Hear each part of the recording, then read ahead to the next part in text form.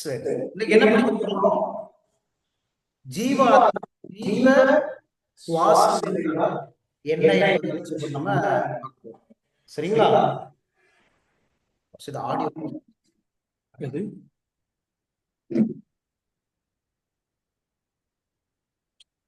இதுல zoom audio இருந்துச்சு. ஆனா ஆஃப் எக்கோ.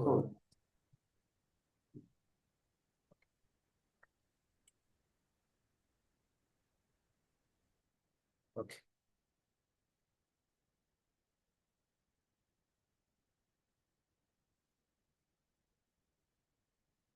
சரி.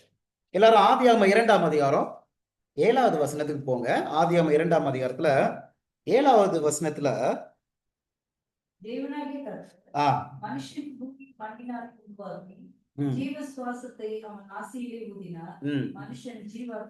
மனுஷன் ஜீவ ஆத்மா ஆனான்.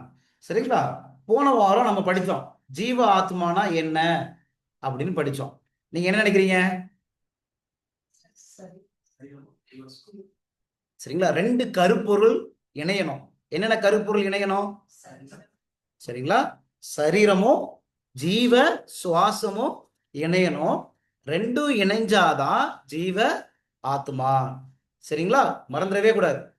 வெறும் ஒண்ணு மாத்திரம் இருக்குது அப்படின்னா ஜீவாத்மாவா? இல்ல. வெறும் சுவாசம் மாத்திரம் இருக்குது ஜீவாத்மாவா? இல்ல. ரெண்டும் இணைஞ்சு காணப்பட்டாதான் என்னது ஜீவ ஆத்மா அப்படின்னு படிச்சோம். சரிங்களா? அதுதான் போன வாரம் நம்ம கொஞ்சம் ஆழமா பல வசனங்கள் வழியாய் நம்ம அதை என்ன செஞ்சோம், சிந்திச்சோம். சரிங்களா? சரி, இப்ப இந்த சுவாசம்னு ஒரு வார்த்தை வருது பாத்தீங்களா? அந்த 7வது வசனத்துல ஜீவ சுவாசத்தை அவன் நாசியிலே ஊதினார். இதுதான் கொஞ்சம் நம்ம என்ன செய்ய போறோம், சிந்திக்க போறோம். அதாவது நம்ம போன வாரம் சிருஷ்டிப்பை படிச்சோம், அப்படிதானங்க? சிருஷ்டிப்புல தேவன் எப்படிலாம் செஞ்சாங்க, என்னென்ன கருப்பொருள்லாம் ஆண்டவர் இணைச்சாரு, அப்படியெல்லாம் நம்ம பார்த்தோம்.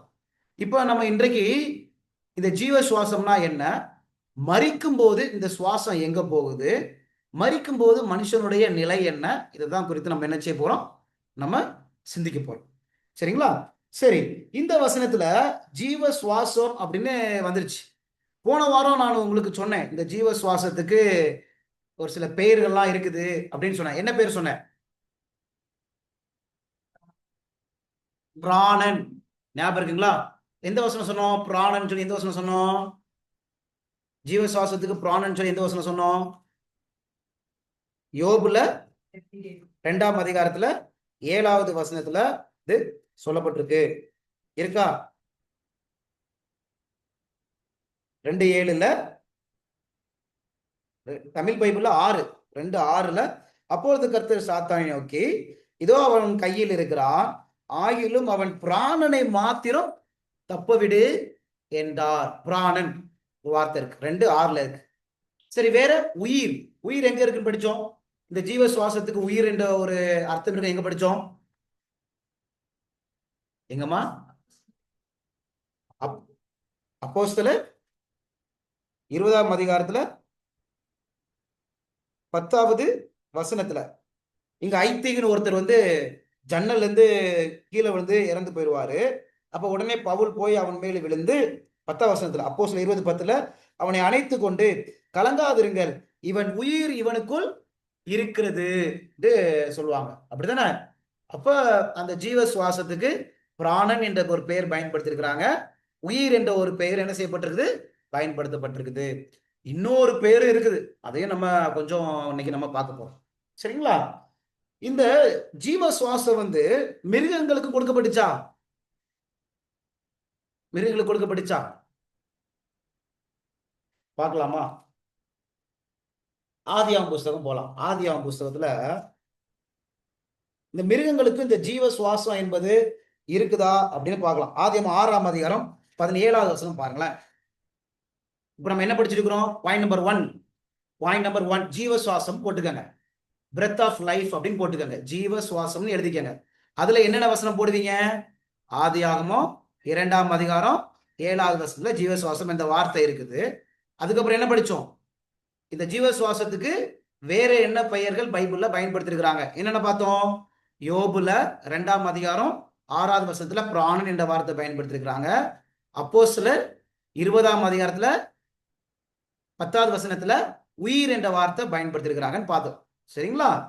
சரி, இப்ப மற்ற ஜீவ ஜந்துக்கள் அவங்களுக்கு இந்த ஜீவ சுவாசம் இருக்குதா அப்படின்னு நம்ம பார்க்கலாம். சரிங்களா? இது முத பாயிண்ட் தான். முத பாயிண்ட்ல இதெல்லாம் பார்த்துட்டு வரோம். ஆதியாகமம் 6ஆம் அதிகாரம் 17வது வசனம் பாருங்க. 17வது வசனம்.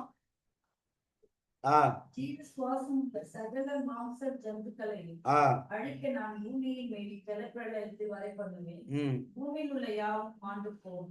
பாத்தீங்களா? 17வது வசனத்துல வானத்தின் கீழே ஜீவ சுவாசம் உள்ள சகல மாம்ச ஜந்துக்களையும் அழிக்க இருக்குங்களா? மாம்ச ஜந்துக்கள் என்ன கொடுத்தாரா ஆண்டவர்? மாம்ச ஜந்துக்களுக்கு ஜீவ சுவாசத்தை கொடுத்தாங்களாம். சரீரம் இருக்கா? அப்போ மிருகங்களுக்கும் அந்த சரீரமும் சுவாசமும் என்ன செய்து இணையக்கூடிய ஒரு காரியம் அங்க காணப்படுறத பார்க்க முடியும். சரிங்களா? இன்னொரு வசனம் கூட நம்ம பார்க்கலாம் பாருங்களேன். ஆதியாகமம் 7வது அதிகாரத்துல, ஆதியாகமம் 7ஆம் அதிகாரத்துல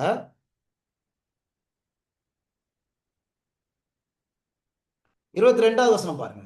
22வது வசனத்துல வெட்டாந்தரையில் உண்டான ஆ யாவற்றையும் நாசியிலே ஜீவ சுவாசம் உள்ள யாவும் மாண்டு போயின. 21 22 படிக்கலாம். அழகா இருக்கு. 21 22ல மாம்ச ஜந்துக்களாகிய பறவைகளும் ஆ ம் காட்டு மிருகங்களும் ம் பூமி மேல் உள்ள பிராணிகள் யாவும் எல்லா நரஜீவன்களும் பூமி மேல் சஞ்சரிக்கிறவைகள் யாவும் மாண்டன. ம் இப்ப 21ல மாம்ச ஜந்துக்களாகிய பறவைகளும் நாட்டு மிருகங்களும் காட்டு மிருகங்களும் பூமி மேல் ஊறும் பிராணிகள் யாவும் எல்லா நரஜீவன்களும் அப்படின்னு சொல்லிட்டு 22வது வசனத்துல என்ன சொல்றாரு? வெட்டாந்தரையில் உண்டான எல்லாவற்றிலும் நாசிலே ஜீவ சுவாசம் உள்ளவைகள் எல்லாம் மாண்டு போயின. சரிங்களா? அப்ப ஜீவ சுவாசம் என்பது இந்த மிருகங்களுக்கெல்லாம் இருக்குதா இல்லையா? அங்க இருக்குது அப்படின்னு சொல்லப்படுது. 15வது வசனத்திலையும் பாருங்க. அதே ஆதியாகமத்துல 7ஆம் அதிகாரத்துல 15வது வசனத்துல பாருங்களேன்.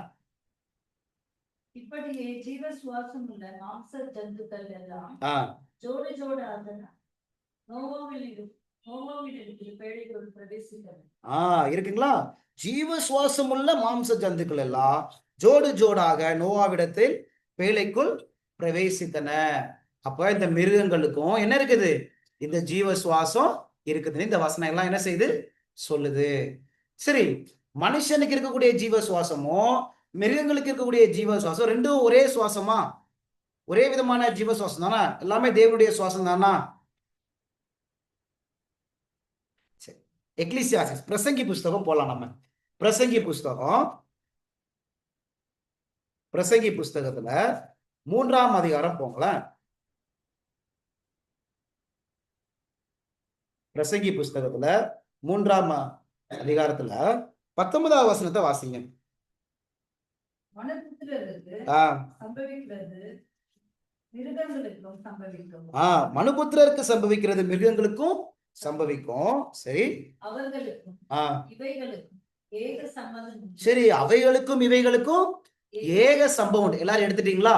பிரசங்கி 3ஆம் அதிகாரம் 19வது வசனம். எக்லிசியாசிஸ் சாப்டர் 3 verse 19. சரி, அவைகளுக்கும் இவைகளுக்கும் ஏக சம்பவம். என்ன சம்பவம்?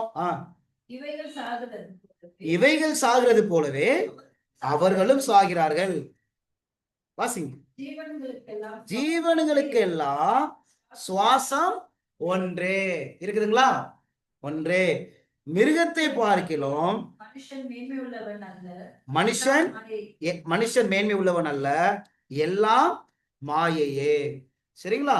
அப்ப சுவாசம் ரெண்டு பேருக்கும் ஒரே சுவாசம் தான். ஆனா ஒரு வித்தியாசம் இருக்கு. மனுஷனுக்கு ஆண்டவர் ஜீவ சுவாசத்தை ஊதினார் அப்படின்னு இருக்கு. அப்ப இந்த மிருகத்தை ஒவ்வொரு மிருகமா ஆண்டவர் ஊதினாரா? இந்த மிருகங்களை ஆண்டவர் எப்படி படைச்சாரு? மிருகங்களும் மண்ணினால உண்டாக்கப்பட்டுச்சு. இருக்குதா? வசனம் இருக்குதா இல்லையா? மிருகம் மண்ணினால உண்டாக்கப்பட்டுச்சுன்னு சொல்லி எந்த வசனம்? இல்ல, அந்த பிரசங்கில இருக்குதுங்களா? இப்ப நீங்க வாசிச்சீங்களே, அந்த பிரசங்கில இருக்குதா? பிரசங்கி 3ஆம் அதிகாரத்துல 20ஆம் வசனம் பாருங்க, பிரசங்கி 3:20 பாருங்க. எல்லாம் ஒரே இடத்துக்கு போகிறது, எல்லாம் மண்ணிலே உருவாகுகிறது, எல்லாம் மண்ணுக்கு திரும்புகிறது. எல்லாம் ஒரே இடத்துக்கு போகிறது, எல்லாம் மண்ணிலே உண்டாகிறது, எல்லாம் மண்ணுக்கே திரும்புகிறது அப்படின்னு அங்க சொல்லப்பட்டிருக்கு. அப்ப மிருகங்களும் மண்ணினால உண்டாக்கப்பட்டுச்சா இல்லையா? மண்ணினால உண்டாக்கப்படுது. மண்ணினால எது உண்டாக்கப்பட்டுச்சு? மிருகங்களுக்கும் சரீரம் உண்டாக்கப்படுது, அந்த மாம்சம் உண்டாக்கப்படுது. அதுக்கப்புறம் ஆண்டவர் என்ன செய்றாங்க? ஜீவ சுவாசத்தை அங்க கொடுக்குறாங்க.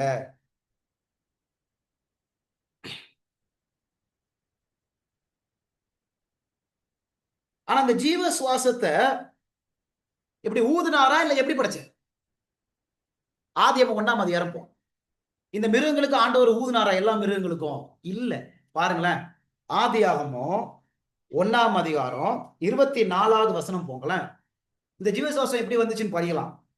பின்பு தேவன் பூமியானது ஜாதி ஜாதியான மிருக எல்லாரும் எடுத்துக்கங்க. Genesis chapter 1:24.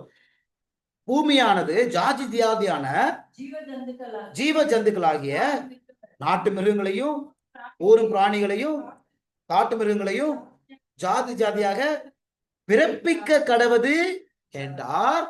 அது அப்படியே ஆயிற்று. எப்படி உண்டாக்குனாரு இந்த மிருகங்கள் எல்லாம்? வார்த்தையினால ஆண்டவர் என்ன செஞ்சாரு? உண்டாக்குனாரு. இந்த வார்த்தையில என்ன இருந்துச்சு தெரியுமா? இந்த வார்த்தையில என்ன இருந்துச்சு தெரியுமா? சங்கீத புஸ்தகம் போங்க. இப்ப ஆதியாகமத்துல தெளிவா புரிஞ்சிருச்சு, இந்த மிருகங்களை எப்படிதான் உண்டாக்குனாரு? வார்த்தையினாலதான் உண்டாக்குனாரு. ஆனா இந்த வார்த்தையில என்ன இருந்துச்சு தெரியுமா? சங்கீதம் 33வது சங்கீதம் 6வது வசனம் பாருங்களேன். சங்கீதம் 33. ஆஹ்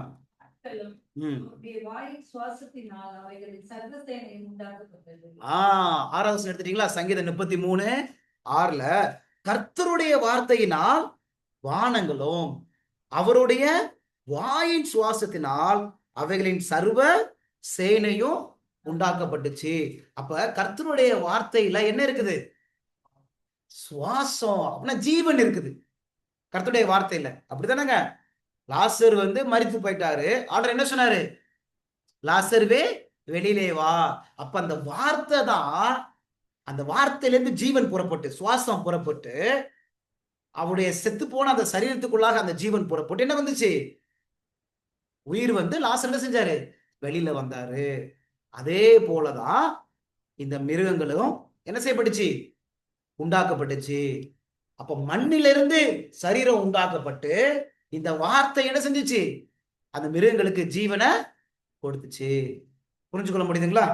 இன்னொரு வசனம், எபிரேயர் 4ஆம் அதிகாரம், ஹீப்ரூஸ் சாப்டர் 4:12. எபிரேயர் புஸ்தகத்துல 4வது அதிகாரத்துல 12வது வசனம் படிங்க. ஹீப்ரூஸ் சாப்டர் 4:12 பாருங்க. எபிரேயர் 4:12 பாருங்க. தேவனுடைய வார்த்தையானது ஜீவனும் வல்லமையும் உள்ளதாயும். அவ்வளவுதான் கஷ்டமா. அதுல என்ன சொல்லிருக்கு? தேவனுடைய வார்த்தையில என்ன இருக்குதுங்களா? ஜீவன் இருக்குதுங்களா பிரபு பிரதர்? ஜீவன் இருக்குது. அப்ப இந்த மிருகங்களை எப்படி ஆண்டவர் உண்டாக்குனாங்க? வார்த்தையினால. சுவாசத்தை ஊதுனாரா? இல்ல, அந்த வார்த்தையில ஜீவன் இருக்குது. அந்த ஜீவன் அந்த மண்ணிலால உண்டாக்கப்பட்ட அமைக்கப்பட்ட அந்த சரீரத்துக்குள்ள போய் என்ன செஞ்சுச்சு? அந்த உயிரை கொண்டு வந்துச்சு. புரிஞ்சுக்க முடியுதுங்களா இப்ப? சரி. ஆனா நான் இன்னும் சொல்லல, இந்த மிருகத்துக்கு ஆண்டவர் கொடுத்த சுவாசம் எங்க போச்சு அதெல்லாம் நம்ம இன்னும் படிக்கல. சரிங்களா? மனுஷனுக்கு கொடுத்த ஆண்டவர் கொடுத்த சுவாசம் எங்க போச்சு அதெல்லாம் நம்ம இன்னும் படிக்கல. நம்ம என்ன படிச்சுட்டு இருக்கிறோம்? இந்த ஜீவ சுவாசம்னா என்னன்னு சொல்லி இப்ப ஃபுல்லா படுத்துட்டு இருக்கிறோம். யாருக்கெல்லாம் ஆண்டவர் கொடுத்தாரு? மனுஷனுக்கு ஆண்டவர் கொடுத்தாரு. அது நாசியிலே ஊதினார்னு படிக்கிறோம். மிருகத்தையும் ஆண்டவர் மண்ணினாலதான் உண்டாக்குனாரு. அந்த மிருகத்துக்கும் ஆண்டவர் ஜீவ சுவாசத்தை கொடுத்தாரு. ஆனா அந்த மிருகத்துக்கு ஆண்டவர் ஒவ்வொரு மிருகத்துக்கு ஊதவா செஞ்சாரு? இல்ல. ஆதியாகமத்துல படிக்கிறோம், வார்த்தையினால மிருகங்களை உண்டாக்குனாரு. அந்த வார்த்தையில ஜீவன் இருந்துச்சு. அந்த ஜீவன் அந்த மிருகங்களுக்கு உண்டாகி மிருகங்கள் என்ன செய்யப்பட்டுச்சு? படைக்கப்பட்டுச்சு. பெரும்பாலும் நம்ம எல்லாருமே மனுஷனை மட்டும்தான் ஆண்டவர் மண்ணினால உருவாக்குனாரு, மிருகத்தெல்லாம் மண்ணினால உருவாக்கல அப்படின்னு நம்ம சொல்லுவாங்க. ஆனா வசனம் என்ன சொல்லுது? மண்ணினாலதான் உருவாக்கப்பட்டுச்சு. சரிங்களா? மனுஷனுக்கு மட்டும்தான் ஆண்டவர் ஜீவ சுவாசத்தை கொடுத்தாருன்னு சொல்லுவாங்க. ஆனா வசனத்தின்படி மிருகங்களுக்கும் ஜீவ சுவாசம் கொடுக்கப்பட்டுச்சு. ஆனா மனுஷனுக்கு ஆண்டவர் என்ன செஞ்சாரு? நாசியிலே ஊதினாரு. ஆனா மிருகத்துக்கு வசனத்தின் வழியாக ஜீவன் என்ன செஞ்சு கூறப்பட்டுச்சு. அதுக்குதான் ஒரு உதாரணம் சொன்னேன். லாசரு வந்து கல்லறையில இருக்கும்போது செத்து எத்தனை நாள் ஆச்சு? 4 நாள் ஆச்சு. சரிங்களா? அப்போ ஆண்டவர் லாசருவே வெளியே வான்னு சொல்றாங்க. அந்த வார்த்தை போய் அந்த வார்த்தையிலிருந்து ஜீவன் புறப்பட்டு லாசருக்கு உயிர் கொடுத்தது. அது மூலமா என்ன செய்யறாங்க? வெளியில வராங்க. சரிங்களா? சரி, பைபிள்ல இந்த ஜீவ சுவாசத்தை காற்றுன்னு சொல்லுது. இந்த காற்று கிடையாது. சரிங்களா?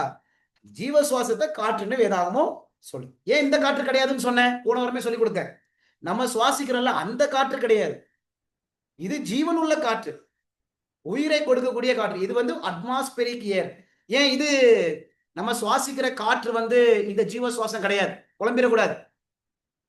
ஜீவ சுவாசம் என்பது நம்ம சுவாசிக்கிற காற்று கிடையாது. ஏன் அப்படி சொன்னேன்? ஞாபகம் இருக்குதுங்களா? ஒரு மனுஷன் செத்து போயிட்டான். செத்து போன மனுஷன், இப்ப நம்ம சுவாசிக்கிற காற்று தான் ஜீவ சுவாசம் அப்படின்னா, செத்து போன மனுஷனை என்ன செய்யணும்? நம்ம செத்து போன மனுஷனை காற்று நல்லா அவன் உயிரை மாதிரி வெளியில வச்சிருவோம். இப்ப அந்த காற்று உள்ள போனா அவனுக்கு என்ன வரணும்? உயிர் வரணும். ஆனா உயிர் வருமா? அப்படின்னா யாருமே என்ன செய்ய மாட்டாங்க? சாக மாட்டாங்க. அப்ப இங்க சொல்லப்படுகிற ஜீவ சுவாசம் வேற, நம்ம சுவாசிக்கிற காற்று வேற. ஆனா பைபிள் ஜீவ சுவாசத்தை காற்றுன்னு என்ன செய்து சொல்லுது. ஆனா குழம்பிடக்கூடாது. சரிங்களா? அந்த காற்று வேற, இந்த காற்று வேற. பாருங்களேன் எப்படி சொல்றேன் அப்படின்னா, 2 சாமுவேல் 22ஆம் அதிகாரம் 16வது வசனம். 2 சாமுவேல் 22ஆம் அதிகாரம் 16வது வசனம்.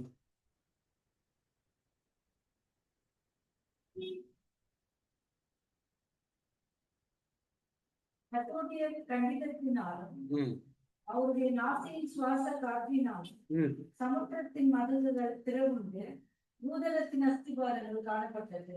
சரி, பாத்தீங்களா? கர்த்தருடைய கண்டிதத்தினாலும் அவருடைய நாசியின் சுவாச காற்றினாலும் இருக்குங்களா? இங்கிலீஷ்ல பிளாஸ்ட் இருக்கும். பிளாஸ்ட் இருக்குதாமா? பிளாஸ்ட்னா கொடுங்காற்று அப்படின்னு அர்த்தம். சரிங்களா? இங்கிலீஷ்ல பிளாஸ்ட் இருக்கும். சரி, அப்ப இங்க என்ன இருக்குது?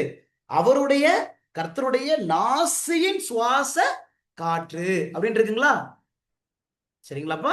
அது இன்னொரு பேரு, கர்த்தருடைய நாசியின் சுவாச காற்று அப்படின்னு சொல்லப்படுது. ஆனா இந்த நம்ம சுவாசிக்கிற காற்று வேற, இது கர்த்தருடைய நாசியின் சுவாச காற்று. நம்ம சுவாசிக்கிறது வந்து அட்மாஸ்பெரிக் ஏர். சரிங்களா? ரெண்டும் நம்ம குழம்பிடக்கூடாது. ஒரு சில பேர் இன்னொரு வசனம் உங்களுக்கு வேணும்னா யோபு 4:9 கூட சொல்றாரு பாருங்க. யோபு 4:9.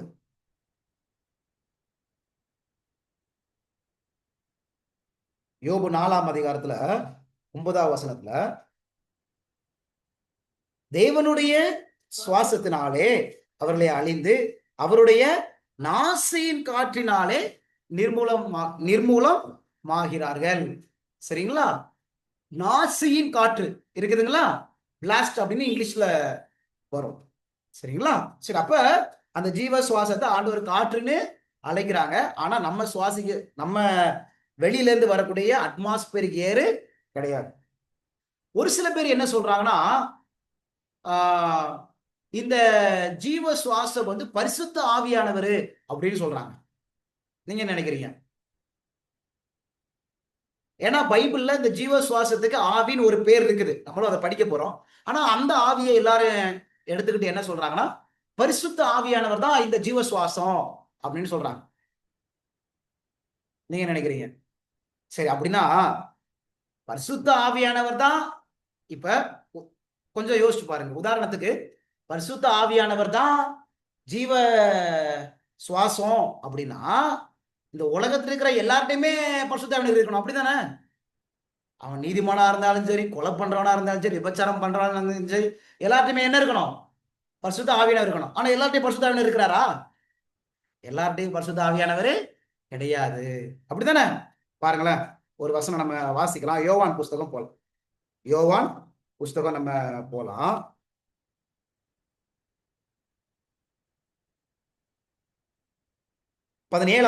யோவான் 14ஆம் அதிகாரம் 17ஆம் வசனம். யோவான் 14ஆம் அதிகாரம் 17வது வசனம். ஜான் சாப்டர் 14 verse 17 பாருங்க. உலகம் அந்த சத்திய ஆவியானவரை காணாமலும் அறியாமலும் இருக்கிறபடியால் அவரை பெற்றுக்கொள்ள மாட்டார்கள். அவர் உங்களுடனே வாசம் பண்ணி உங்களுக்குள்ளே இருப்பதால் நீங்கள் அவரை அறிவீர்கள். அந்த வசனம் எவ்வளவு அழகா தெளிவா இருக்கு பாத்தீங்களா?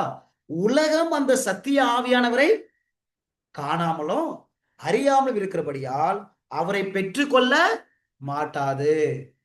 சரிங்களா? ஆண்டவர் சொல்றாரு, சீஷருக்கு பத்தி சொல்றாரு, நீங்க உங்களுக்குள்ள ஆவியானவர் இருக்கிறதுனால நீங்க என்ன அறிவீங்கப்பா. ஆனா உலகம் அவரை அறியாதனால அவங்க நினைச்ச மாட்டாங்க, பெற்றுக்கொள்ள மாட்டாங்க. அப்ப எல்லார்ட்டையும் பரிசுத்த ஆவியானவர் வாசம் செய்யறாங்களா? ஆனா எல்லார்ட்டையும் போராடுறாரு, அப்படிதானே? ஆனா உள்ள வாசம் செய்யறாங்களா அப்படின்னா இல்ல.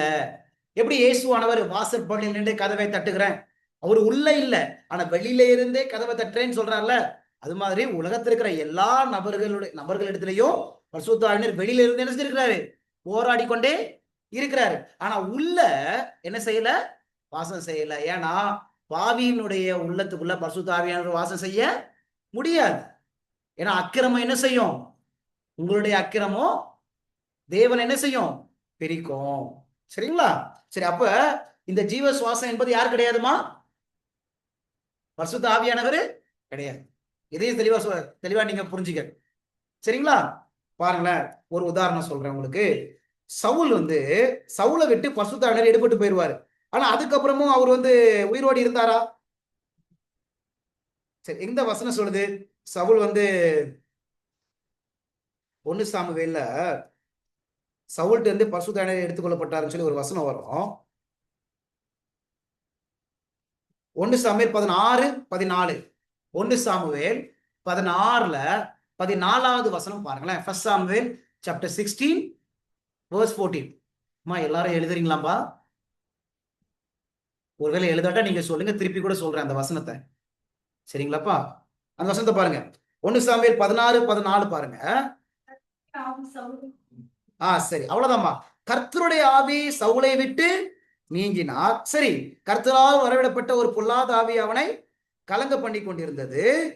அப்பொழுது சவுலின் ஊழியக்காரர் அவனை நோக்கி, 14வது வசனத்துல கர்த்தருடைய ஆவி சவுலை விட்டு நீங்கினாரா இல்லையா?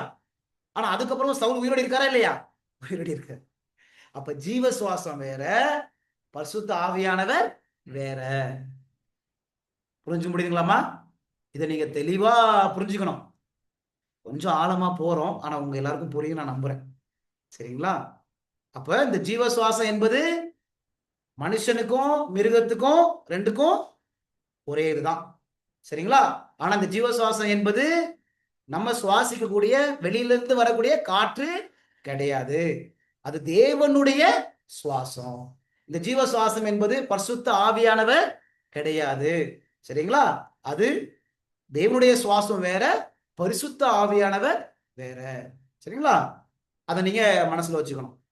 நான் உங்களுக்கு திருப்பி திருப்பி சொல்லக்கூடிய ஒரு ரிக்வஸ்ட் தான், இந்த மெசேஜஸ் எல்லாம் திருப்பி திருப்பி கேளுங்க. இல்லாட்டா மனதுல சுலபமா எளிமையா என்ன செய்யாது, பதியாது. திருப்பி திருப்பி தயவு செய்து நீங்க கேட்கும்படி கேட்டுக்கொள்றேன். சரிங்களா? சரி, இப்ப ஃபர்ஸ்ட் பாயிண்ட் புரிஞ்சுச்சா? இப்ப ஃபர்ஸ்ட் பாயிண்ட்ல எதை குறித்து படிச்சோம்? ஜீவ சுவாசத்தை குறித்து நம்ம படிச்சிருக்கோம். சரிங்களா? செகண்ட் பாயிண்ட் நம்பர் 2, ஜீவ சுவாசத்தை வேதாகமோ ஆவி என்றும் அழைக்கிறது. ஆனா அது பரிசுத்த ஆவி கிடையாது, ஆவி என்று அழைக்கிறது, ஸ்பிரிட். சரிங்களா?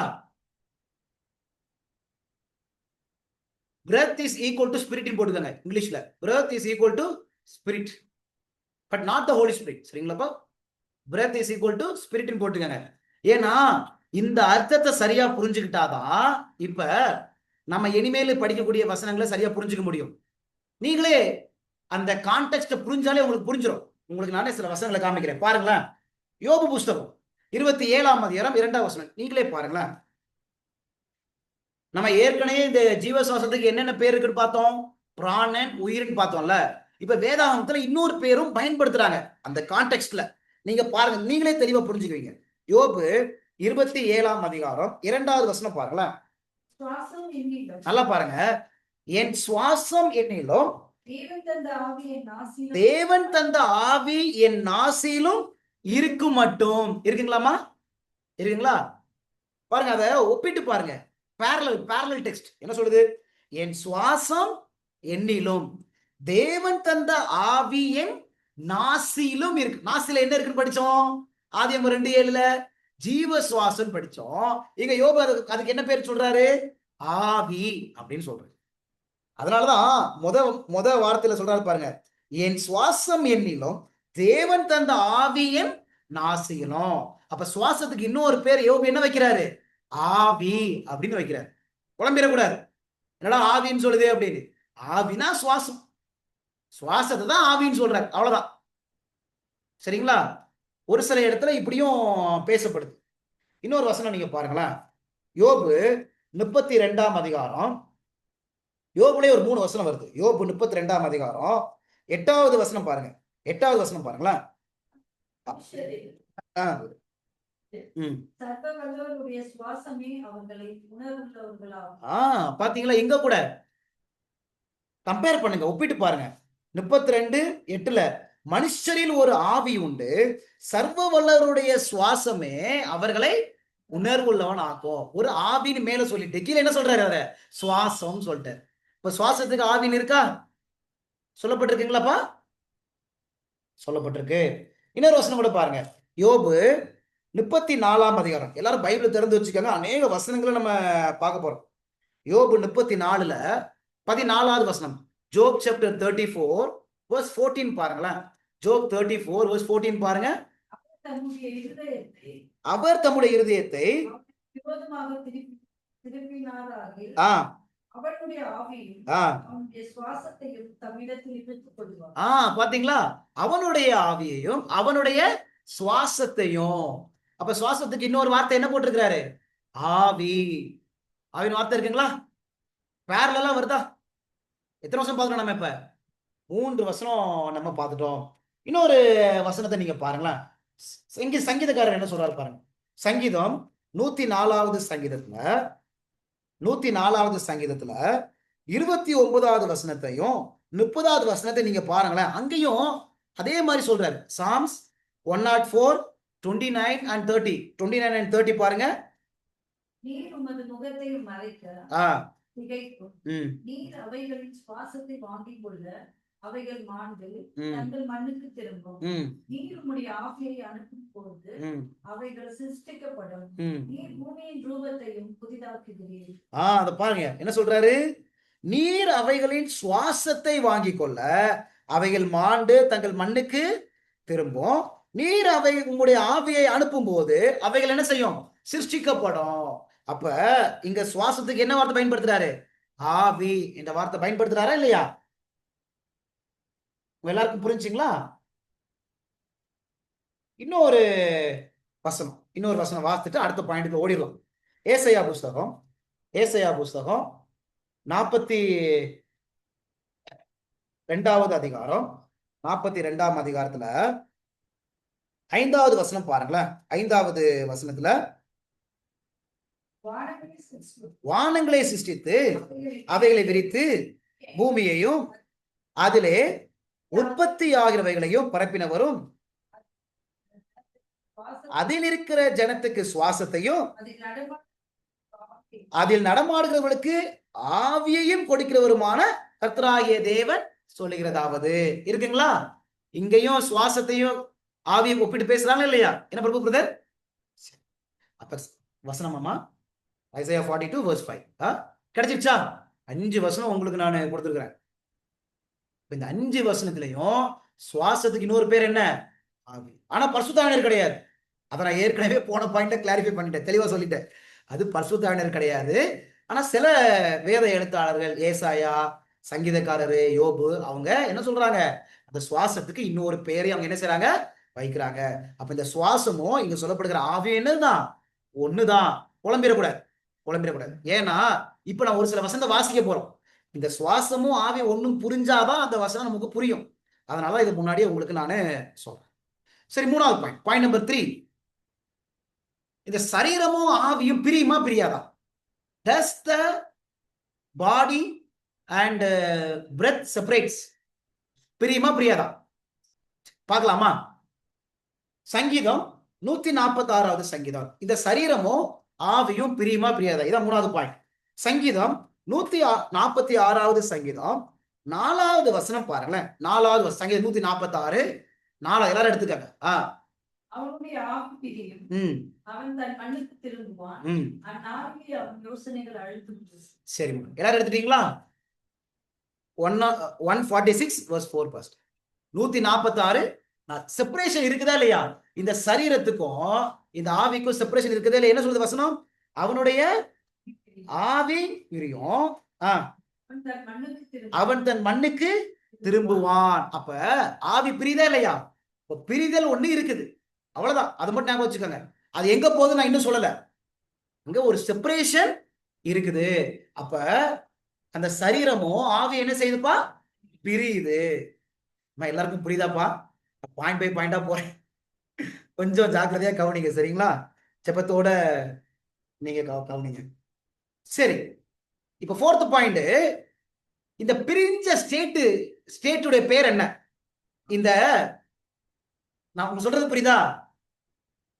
இந்த சரீரமும் இந்த ஆவியும் பிரியும் போது அந்த ஸ்டேட், அந்த நிலை பேர் என்ன? நம்ம பார்க்க போறோம், சரிங்களா? What do we call when body and breath separates? சரிங்களா? இந்த சரீரமும் ஆவியும் பிரியும் போது அந்த நிலை என்ன என்று நம்ம சொல்லுவோம். அந்த நிலையினுடைய பேர் என்ன? இது அடுத்த பாயிண்ட், 4th பாயிண்ட். 3rd பாயிண்ட்ல என்னது? பிரியுமா பிரியாதான் பார்த்தோம். சரீரமும் ஆவியும், ஆவினா சுவாசமும் பிரியுமா பிரியாதான் பார்த்தோம். பிரியும் நம்ம படிச்சிட்டோம். இப்ப இந்த பிரிஞ்சிச்சு அப்படின்னா அதனுடைய நிலை என்ன? அந்த நிலையை நம்ம என்ன சொல்லுவோம்? சரிங்களா? வசனத்துல இருந்தே பார்க்கலாம். என்னப்பா? இந்த டாபிக்கை கரெக்டா எழுதிக்கங்க. 3வது பாயிண்ட் என்ன சொன்னேன்? பிரியுமா பிரியாதா? சரீரமும் ஆவியும் பிரியுமா பிரியாதா? பிரியும். 4வது பாயிண்ட் என்ன? பிரிஞ்சா அப்படின்னா அந்த நிலைக்கு பேரு என்ன? சரிங்களா? யோபு புஸ்தகம் 2வது அதிகாரம் 26வது வசனம். யோபு புஸ்தகம் 2வது அதிகாரம் 26வது வசனம் போங்களேன்.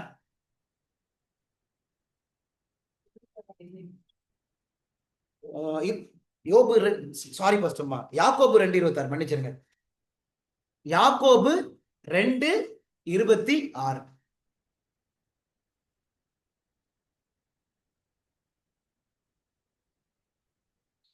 யாக்கோபு 2:26 பாருங்க. அப்படியே முக்கியமான ஒரு பாயிண்ட், ஆவி இல்லாத சரீரம் செத்ததாய் இருக்கிறது போல. எடுத்துட்டீங்களா? ஆவினா என்னன்னு படிச்சோம் நம்ம 2வது பாயிண்ட்ல. என்ன படிச்சோம் நம்ம? 5 வசனம் சொன்னேன் உங்களுக்கு. என்ன படிச்சோம்? சுவாசம். ஆவி இல்லாத சரீரம் செத்ததா இருக்கிறது போல அப்படின்னா என்ன அர்த்தம்? இந்த ஜீவ சுவாசம் இல்லாத ஒரு சரீரம், அது பேர் என்னது? செத்தது. அப்படின்னா நான் எக்ஸிஸ்டன்ஸ், சீஸ் டு எக்ஸிஸ்ட். அவன் என்ன செய்யல? இந்த உலகத்துல இல்லவே இல்ல, செத்தது, அவ்வளவுதான். இப்ப ரெண்டும் சேரும் போது என்னது? ஜீவாத்மா. ஜீவாத்மான என்ன அர்த்தம்? உயிருள்ள மனுஷன்.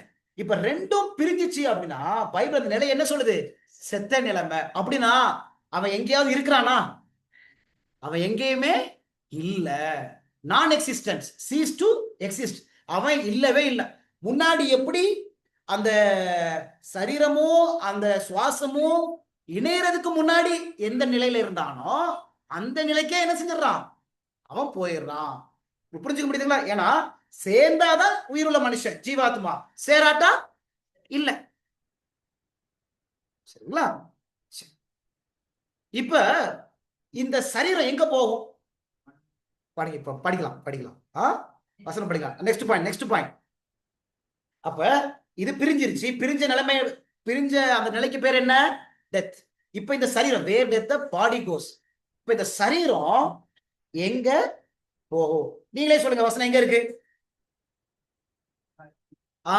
வசனம் இருக்குல்ல, நீ மண்ணா இருக்கிறாய், மண்ணுக்கே திரும்புவாய். எந்த வசனம்? Where does the body goes when a person die? சரியாமா? when a person die. ஆதியாகமத்துல 3வது அதிகாரத்துல 19வது வசனம். Genesis chapter 3 verse 19. Genesis chapter 3 verse 19. ஆதியாகமம் 3:19 படிங்க. நீ எடுக்கப்பட்டபடியால் நீ பூமிக்கு திரும்ப மாட்டாய். முகத்தில் வேர்வையால் ஆகாரம் புசிப்பாய், நீ மண்ணாய் இருக்கிறாய், மண்ணுக்கு திரும்புவாய். மண்ணினால என்ன உண்டாக்குனார் ஆண்டவரு? போன வாரம் படிச்சோம், சரீரத்தை உண்டு பண்ணாரு. அப்ப நீ மண்ணா இருக்கிறாய், நீ எங்க போவ? மண்ணுக்கு திரும்புவாய். சரிங்களா?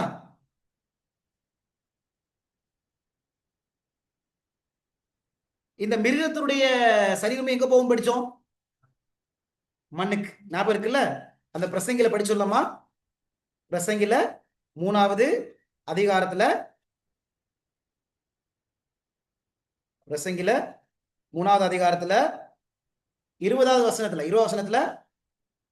19, 20 மிருகத்தினுடைய சரீரம் எங்கதான் போகுது?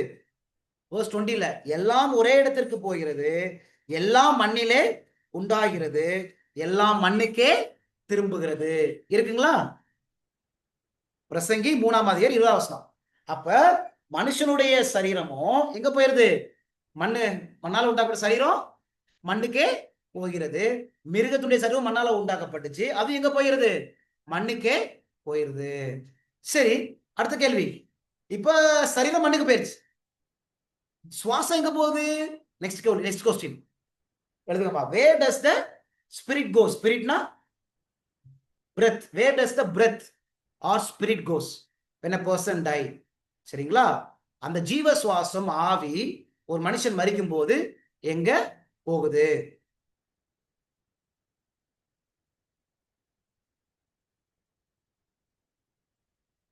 படிக்கலாமா? எல்லாரும் பிரசங்கி போலாம். பிரசங்கி 3ஆம் அதிகாரத்துல 20 சரி, பிரசங்கில முதல்ல இங்க போயிருவோம். 12ஆம் அதிகாரம் போங்க. பிரசங்கி 12ஆம் அதிகாரத்துல 7வது வசனம் படிங்க. பிரசங்கி 12ஆம் அதிகாரம் 7வது. எக்லிசியாசிஸ் சாப்டர் 12 verse 7 படிங்களா? இவ்விதமாய் மண்ணானது தான் முன்னிருந்த பூமிக்கு திரும்பி. எல்லாரும் எடுத்துட்டீங்களா? எல்லாரும் எடுத்துட்டாங்களா?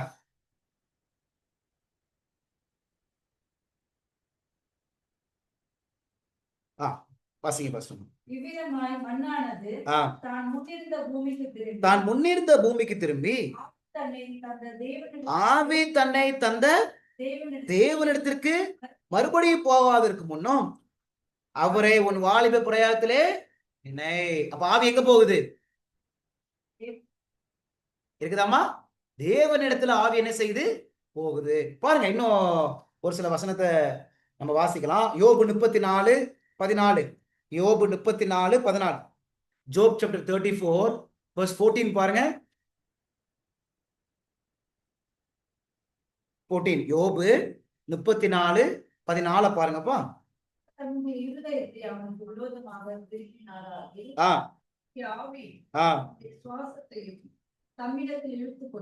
பாத்தீங்களா? அவனுடைய ஆவியையும் அவனுடைய சுவாசத்தையும் தம்மிடத்தில் இழுத்துக் கொள்வார். அப்ப அந்த சுவாசம், அந்த ஆவி எங்க போகுது? தேவனிடத்துல போகுது. புரிஞ்சுக்க முடியுதுங்களா? இயேசு கிறிஸ்து கூட என்ன செஞ்சாரு? லூக்கா புஸ்தகத்துல 23ஆம் அதிகாரத்துல 46வது வசனம். Look chapter 23 verse 46. இயேசு கிறிஸ்து இந்த உலகத்துல இருக்கும்போது தன்னுடைய ஜீவனை, அந்த சுவாசத்தை யார்கிட்ட ஒப்படைச்சாரு? லூக்கா 23:46வது வசனம் பாருங்களேன். Look chapter 23 verse 46. இயேசு பிதாவே, உம்முடைய கைகளில் என் ஆவியை ஒப்புவிக்கிறேன் என்று மகா சத்தமாய் கூப்பிட்டு சொன்னார். இப்படி சொல்லி ஜீவனை விட்டார். இங்க ஏசப்பா இன்னொரு பேரு வைக்கிறார் ஆவிக்கு. என்ன பேரு? ஜீவன் வைக்கிறாரா? சரிங்களா? பாத்தீங்களா? அப்ப இந்த சுவாசத்துக்கு என்னென்ன பேர் இருக்கு? பிராணன், உயிர், ஜீவன், ஆவி. சரி, இப்ப யார் கையில ஒப்படைக்கிறேன்னு சொன்னாரு? பிதாவே, உம்முடைய கையில என் ஆவியை ஒப்படைக்கிறேன். சரிங்களா? ஒரு சில பேர் என்ன சொல்றாங்கன்னா, செத்த பிறகு அந்த சுவாசம் அங்கெங்கேயும் அலையுது. ஏன்னா அவங்க என்ன நினைக்கிறாங்கன்னா, இந்த சுவாசத்தை ஆத்துமான்னு சொல்றாங்க. எங்கேயுமே பைபிள்ல அப்படி இல்ல. அப்படித்தானே? ஆத்துமான என்னன்னு படிச்சோம் போன வாரமே? சரீரமும் சுவாசமும் இணைஞ்சாதான் ஜீவாத்மா. அப்படித்தானே? ஆனா ஒரு சில பேரு அவங்க இந்த வேதத்தை சரியா புரிஞ்சிக்காதனால அவங்க என்ன சொல்றாங்க? செத்த பிறகு அந்த சுவாசம்னா அது ஒரு ஆத்மா, அந்த ஆத்மா அங்கே இங்கேயும் அலையுது, திரியுது, அப்படின்னு சொல்றாங்க. ஆனா பைபிள் அப்படி இல்ல. சரிங்களா? அப்போஸ்தலர் புஸ்தகத்துல இங்க ஸ்தேவானு அவர் மரிக்கும் போது அப்போஸ்தலர் 7:59 பாருங்க. 7:59 பாருங்களேன். ஸ்தேவான் மரிக்கும் என்ன சொல்றாரு அவரு? கர்த்தராகிய இயேசுவே, ஸ்தேவான் சொல்றாரு, ஆக்ட்ஸ் சாப்டர் 7:59, அப்பொழுது கர்த்தராகிய இயேசுவே, கர்த்தராகிய இயேசுவே ஆ, என் ஆவியை ஏற்றுக்கொள்ளும் என்று ஸ்தேவான் ஆ, அவனை கல்லெறிந்தார்கள். யார்கள் ஒப்படைக்கிறாங்க? என் ஆவியை ஏற்றுக்கொள்ளும் என்று சொல்லி ஸ்தேவானை என்ன செய்றாங்க? ஒப்படைக்கிறாங்க. உங்களுக்கு புரிஞ்சுக்க முடியுதுங்களா? இந்த ஆவின்னு வர்றதெல்லாம் என்ன அர்த்தம்? சுவாசம், ஜீவன், பிராணன். அதனாலதான் உங்களுக்கு 2வது பாயிண்ட்ல ஜீவ சுவாசத்துக்கு ஆவின்னு ஒரு பேரு இருக்குது. அது புரிஞ்சுன்னா இதெல்லாம் புரிஞ்சிடும். சரி, மனுஷனுடைய ஆவி மேல போயிருது, மிருகங்களுடைய ஆவி பார்க்கலாமா? பிரசங்கி, அதே நம்ம வாசித்ததுதான். இந்த பிரசங்கி பாயிண்ட்குள்ள போங்களேன். பிரசங்கில 3வது அதிகாரம், பிரசங்கி 3ஆம் அதிகாரம் 21ஆம் வசனம் படிங்க. எக்லிசியாசிஸ் சாப்டர் 3:21 படிங்க. உயர ஏறும் மிருகம் மனுஷனுடைய ஆவியையும் உயர ஏறும் மனுஷனுடைய ஆவியையும் தாழ பூமியில் இறங்கும் மிருகங்களுடைய ஆவியையும் அறிகிறவன் யார்? மிருகங்களுடைய ஆவி எங்க போகுது? தாழ இறங்குதுன்னு சொல்லுது. மனுஷனுடைய ஆவி ஏன் அப்படி? மனுஷனுடைய ஆவி மேல போகுதுங்கிறாரு, மிருகனுடைய ஆவி ஏன்? மனுஷனுக்கு என்ன இருக்குது? அவன் மீண்டும் எழும்பக்கூடிய உயிர்த்தெழுதல்னு ஒண்ணு அங்க இருக்குது. நீதிமானுக்கும் சரி துன்மார்க்கனும் உயிர்த்தெழுதல் இருக்குதா இல்லையா? துன்மார்க்கனும் உயிர்த்தெழுதல் இருக்குது. சரிங்களா? நம்ம படிப்போம். மிருகங்களுக்கு கிடையாது. மிருகங்களுக்கு உயிர்த்தெழுதல் கிடையாது. சரிங்களா? அதனாலதான் இது எங்க போகுது? அது புதுசா சிருஷ்டிப்பார். புதிதா ஆண்டவர் நமக்கு என்ன செய்வானா சிருஷ்டித்து கொடுப்பாங்க. சரிங்களா? சரி, அப்ப அதனாலதான் தாழ பூமியில் இருக்கும் மிருகங்களுடைய ஆவியையும் அப்படின்னு என்ன செய்யப்படுது? சொல்லப்படுது. சரி, இப்ப உங்களுக்கு புரிஞ்சிச்சுங்களா? ஒரு மனுஷன் சாகும் போது அவனுடைய ஆவி எங்க போகுது? தேவனிடத்துல போகுது. எங்க இல்ல? மரத்துல. சரிங்களா? அங்க பூமியில, நடுவானத்துல, சில பேர் வீட்டுல, அப்படியெல்லாம் கிடையாது. ஆண்டவர் என்ன செய்றாங்க? இழுத்து கொள்ளுகிறார். தேவனிடத்துல அது என்ன செய்யப்படுது? போகுது அப்படின்னு சொல்லி நம்ம படிச்சோம். ஆண்டவர் அந்த சுவாசத்தை கொடுக்க முன்னாடி அந்த சுவாசம் எங்க இருந்துச்சு? அவர்கிட்ட தான் இருந்துச்சு. அவர்கிட்டயே போயிருச்சு. அவ்வளவுதான். சரிங்களா? சரி, எத்தனை பாயிண்ட் முடிச்சிட்டோம்? இப்ப 6 பாயிண்ட்ஸ் முடிச்சிட்டோம். இப்ப 7வது பாயிண்ட்குள்ள போறோம். 7வது பாயிண்ட் 7 பாயிண்ட்ஸ் முடிச்சிட்டோமா?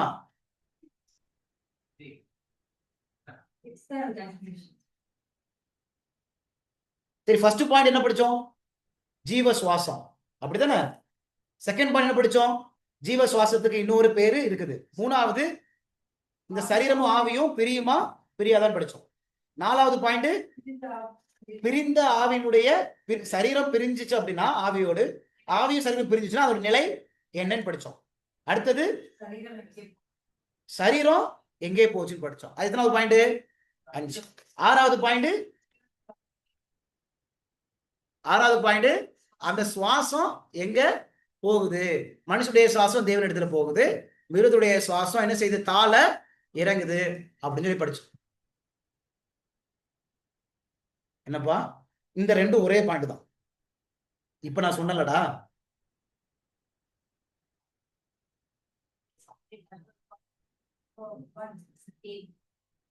ரெண்டுமே செப்பரேட் பாயிண்ட். அது செப்பரேட் பாயிண்ட்.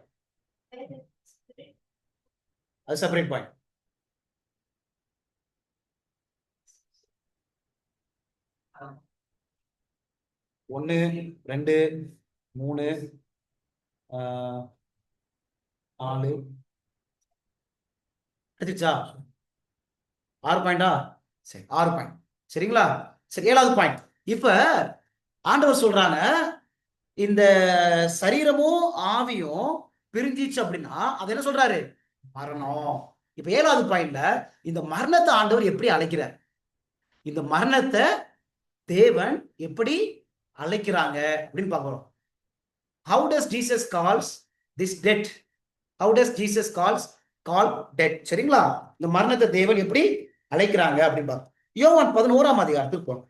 யோவான் 11ஆம் அதிகாரத்துல ஏசப்பாவினுடைய அன்பான சிநேகிதர் மரிச்சு போயிடுவாங்க. மரிச்சு போன உடனே அங்க என்ன நடக்குது பாருங்க. யோவான் 11ல 11வது வசனத்துல இருந்து வாசிங்களேன். 11, 12, 13 வாசிங்க.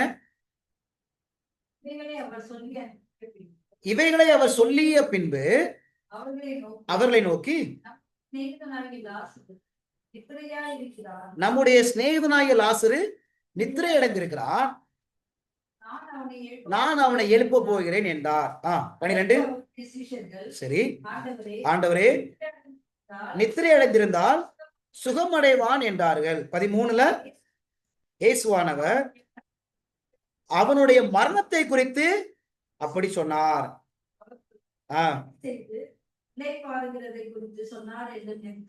சரி, அப்ப ஏசப்பா இங்க மரணத்தை எப்படி சொல்றாரு? நித்திரைன்னு சொல்றாரு. சரிங்களா? அப்ப மரணத்துக்கு ஏசப்பா இன்னொரு பேர் என்ன வைக்கிறாரு? நித்திரை. ஏன் நித்திரைன்னு பேர் வைக்கிறாரு? தூங்குறவன் என்ன செய்வான்? எலும்புவான். சரிங்களா? பாருங்களேன், இன்னொரு வசனத்தை வாசிக்கலாம். சங்கீதம் 13ல 3வது வசனம். Psalms 13 verse 3. சங்கீதம் 13ல 3வது வசனம் பாருங்களேன். என் தேவனாகிய கர்த்தாவே, நீர் நோக்கி பார்த்து எனக்கு செவி கொடுத்தரலும், நான் மரண நித்திரை அடையாதபடிக்கு என் கண்களை தெளிவாக்கும். இருக்குதுங்களா? கண்களை நீங்க என்ன செய்யுங்க? தெளிவாக்கும் அப்படின்னு சொல்றாரு. சரிங்களா? இப்படி பைபிள்ல அநேக வசனம் இருக்கு. நித்திரை நித்திரை என்ற வசனம். உங்க எல்லாருக்கும் ஒரு ஹோம்ஒர்க். பழைய ஏற்பாட்டுல அநேக ராஜாக்கள் இருந்தாங்க. நான் எல்லாம் எழுதி வச்சுக்கிறேன். ஆசா, சரிங்களா? அப்புறம் பாசா, ஓம்ரி, ஆகாப், யோசபா, ஜோரம், ஜெகு, எசேக்கியா, இந்த மாதிரி ராஜாக்கள், தாவீது, சாலமோன், இவங்கெல்லாம் மரிக்கும் போது வேதாம் அவங்க என்னமா சொல்லும்? நித்திரை அடைந்தாங்க, நித்திரை அடைஞ்சாங்க அப்படின்னு சொல்லும். சரி, உதாரணத்துக்கு தாவீதை பத்தி சொல்லும் போது, தாவீத சாலமோனை குறித்து நம்ம படிக்கும்போது 1 ராஜாக்கள் 2ஆம் அதிகாரம் 10ஆம் வசனம் பாருங்களேன். 1 ராஜாக்கள்ல 2ஆம் அதிகாரம் 10வது வசனம் பாருங்க.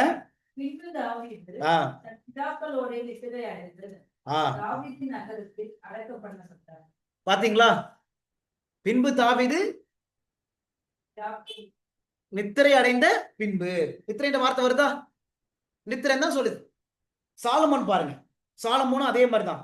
1 ராஜாக்கள் 11ஆம் அதிகாரம் 43வது வசனம் பாருங்களேன். 1 ராஜாக்கள்ல 11ஆம் அதிகாரத்துல 43வது வசனம் பாருங்களேன்.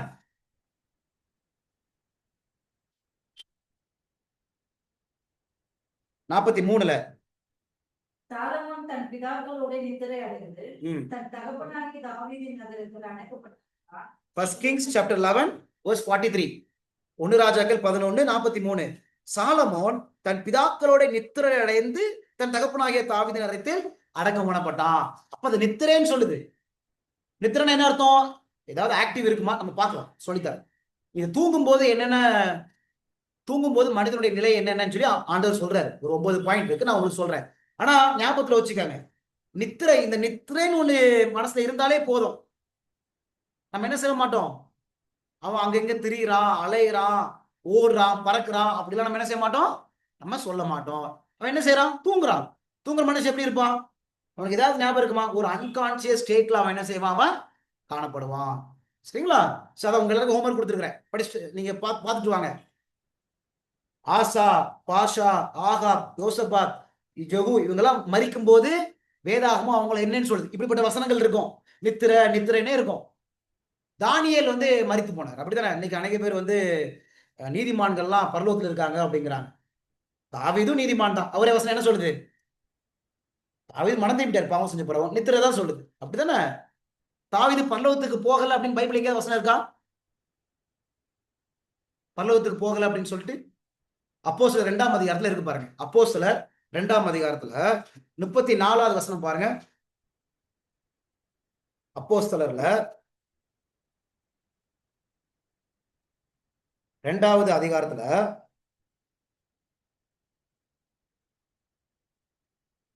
29 முதல் படிங்க. 29 படிங்க. Acts chapter 2 verse 29. சகோதரர் சகோதரரே, கோத்திர தலைவனாகிய தாவீதை குறித்து பேசுகிறது இது போன்ற. ஆ மரணமடைந்து அடக்கம் பண்ணப்பட்டார். சரி அவனுடைய கல்லறை இந்நாள் வரைக்கும் நமக்கு தெரிகிறது. சரி, அவர் மரணம் அடைஞ்சு அடக்கம் பண்ணப்பட்டார். என்ன இருக்குதா? கல்லறை இருக்குது. இப்ப 34 படிங்க. தாவீது பரலோகத்துக்கு என்ன வசனம் சொல்லுது? தாவீது பரலோகத்திற்கு எழுந்து போகவில்லையே. இருக்குதுங்களாமா? எழுந்து போக இல்லையே. தானியேல் பரலோகத்துக்கு போனாரா? தானியேல். அப்ப தாவீது என்ன செய்யறாரு? கல்லறையில நித்தியா தான் இருக்கிறார்.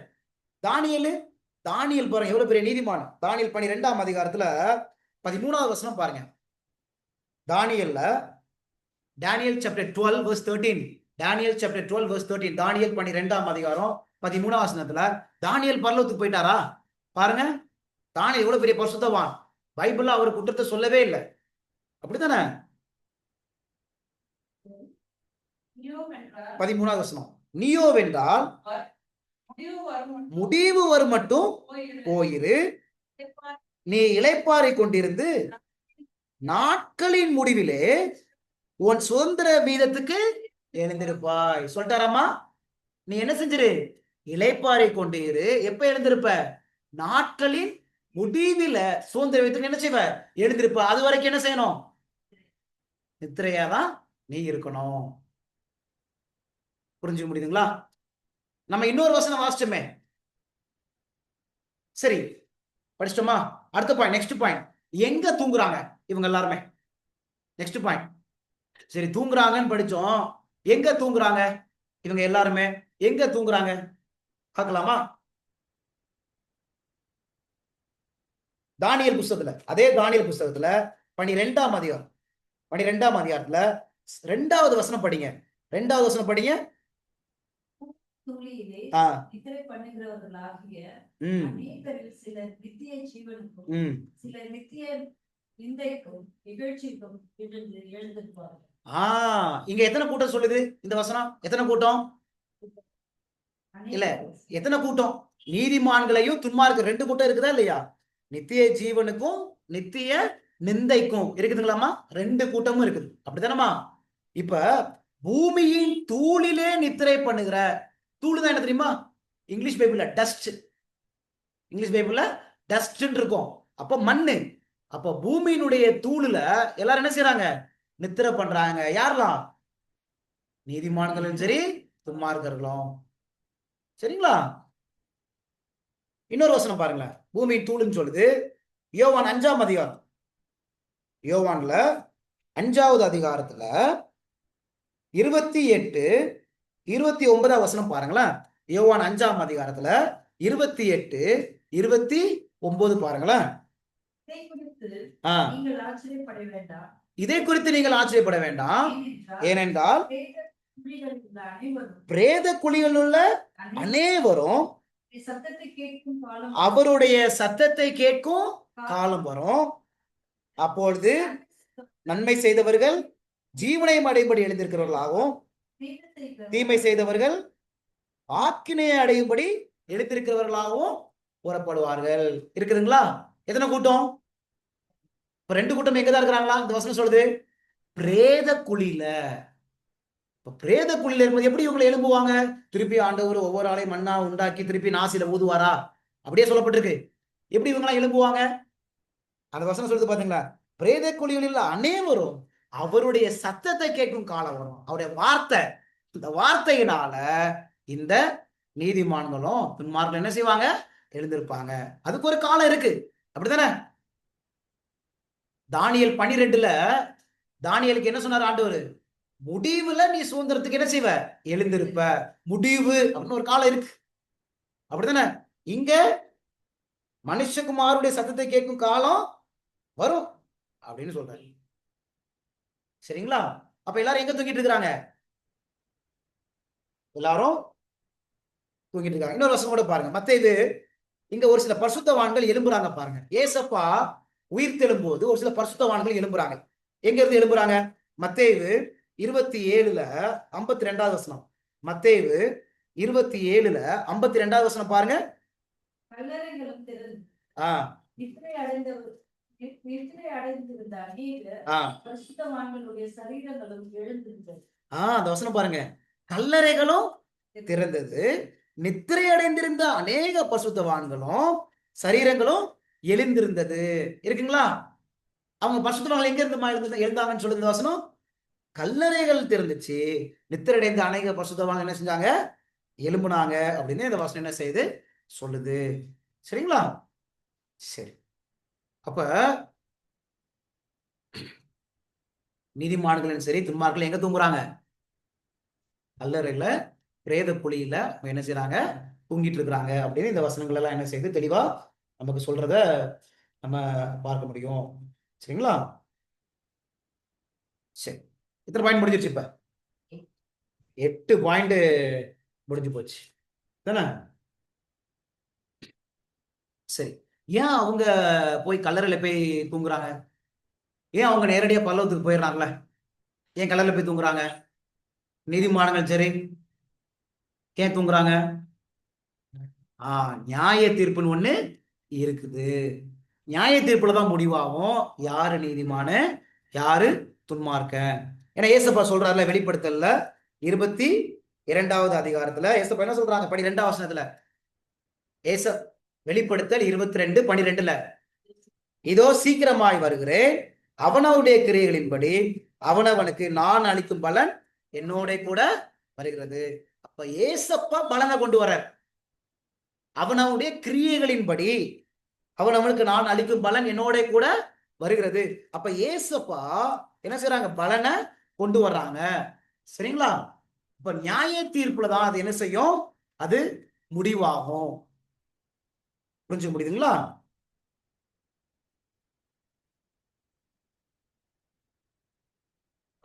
இன்னொரு வசனம் பிரசங்கி 12ல 13, 14 பாருங்களேன். பிரசங்கி 12ல 14வது வசனம். எக்லிசியாசிஸ் 12:14. பிரசங்கி 12ஆம் அதிகாரம் 14வது வசனம் எழுதி வச்சுக்கோங்க. எக்லிசியாசிஸ் 12:14ல ஒவ்வொரு கிரியையும் அந்தரங்கமான ஒவ்வொரு காரியத்தையும் நன்மையானாலும் தீமையானாலும் தேவன் நியாயத்திலே கொண்டு வருவார். இருக்குங்களாப்பா? நன்மையானாலும் அப்ப நியாய தீர்ப்புன்னு ஒண்ணு இருக்குதா இல்லையா? இருக்குது. அப்படித்தானமா? இன்னொரு வசனம் பாருங்க, ரொம்ப பிடிச்ச வசனம். ஒரு மனுஷன் மரிச்ச பிறகு அவனுக்கு உடனே பரலோகமா நரகமா இல்ல என்ன இருக்கும் அவனுக்கு? இந்த வசனம் ரொம்ப தெளிவா இருக்கும் பாருங்களேன், ரொம்ப தெளிவா இருக்கும். Hebrews chapter 9:27. எபிரேயர் 9ஆம் அதிகாரம் 27வது வசனம் பாருங்களேன். Hebrews chapter 9:27. எபிரேயர் 9ஆம் அதிகாரம் 27வது வசனம் பாருங்க, ரொம்ப அழகான வசனம். சரி, எல்லாரும் எடுத்துக்காங்க, முக்கியமான வசனம். ஹீப்ரூஸ் 9:27. அன்றியும் ஒரே தரம் மரிப்பதும் பின்பு நியாய தீர்ப்பு அடைவதும் மனுஷருக்கு நியமிக்கப்பட்டிருக்கபடியே. இருக்குதுங்களா பிரபு பிரதர்? இவ்வளவு அழகா இருக்குல்ல. ஒரே தரம் மரிப்பதும் பின்பு என்னதான்? பரலோகம் அப்படின்னு சொல்லல, நரக ஆக்கினை அப்படி சொல்லல. வசனம் சொல்லுது ஒரே தரம் மரிப்பதும் பின்பு என்னதான் அவனுக்கு? நியாய தீர்ப்பு ஒண்ணு இருக்குது. சரிங்களா? அப்ப ஏன் ஆண்டவர் எலியாவை நேரடியா எடுத்தாங்க? எலியா பரலோகத்தை ஆண்டவர் எடுத்தாங்க? எல்லாம் அவங்களுக்கு எல்லாம் நியாய தீர்ப்பு முடியாம எதுக்கு எடுத்தாங்க? மோசேயை ஏன் ஆண்டவர் எடுத்தாங்க? எதுக்கு எடுத்தாங்க அப்படின்னா ஒரு காரியத்தை சொல்லி கொடுப்பதற்காக தேவன் எடுத்தாங்க. எதுக்கு அப்படின்னா எலியா ஏனோக்கு மரணத்தை ருசி பார்க்காம எடுக்கப்பட்டாங்க. அப்ப இயேசுவின் 2ஆம் வருகையிலையும் மரணத்தை ருசி பார்க்காம அனைவரும் என்ன செய்வாங்க? எடுத்துக்கொள்ளப்படுவாங்க. மோசே மரித்த பிறகு அதுக்கப்புறம் நம்ம யூதால படிக்கிறோம், அவர் உயிர்த்தெழுப்பட்டு என்ன செய்ய போறாரு? எடுக்க போறாரு. அப்ப அது எதுக்கு ஒப்பிட்டு ஆண்டவர் எடுத்தாங்க அப்படின்னா மரித்த பிறகும் கிறிஸ்துவுடைய பிள்ளைங்க என்ன செய்வாங்க? உயிர்த்தெழுவாங்க. இதை அடையாளமா காண்பிப்பதற்காக என்ன செய்யப்பட்டாங்க? எடுக்கப்பட்டாங்க. புரிஞ்சு முடியுதுங்களா? சரி, அதுக்குதான் ஆண்டவர் இந்த மாதிரி காரியங்களை நமக்கு ஒரு நம்பிக்கை கொடுப்பதற்கு. எப்படி எலியா ஏனோக்கெல்லாம் எடுக்கப்பட்டாங்களோ அது போல நீ என்ன செய்வ? எடுக்கப்படுவ. நான் உயிர்த்தெழுதலும் ஜீவனுமாய் நான் இருக்கிறேன். சரிங்களா?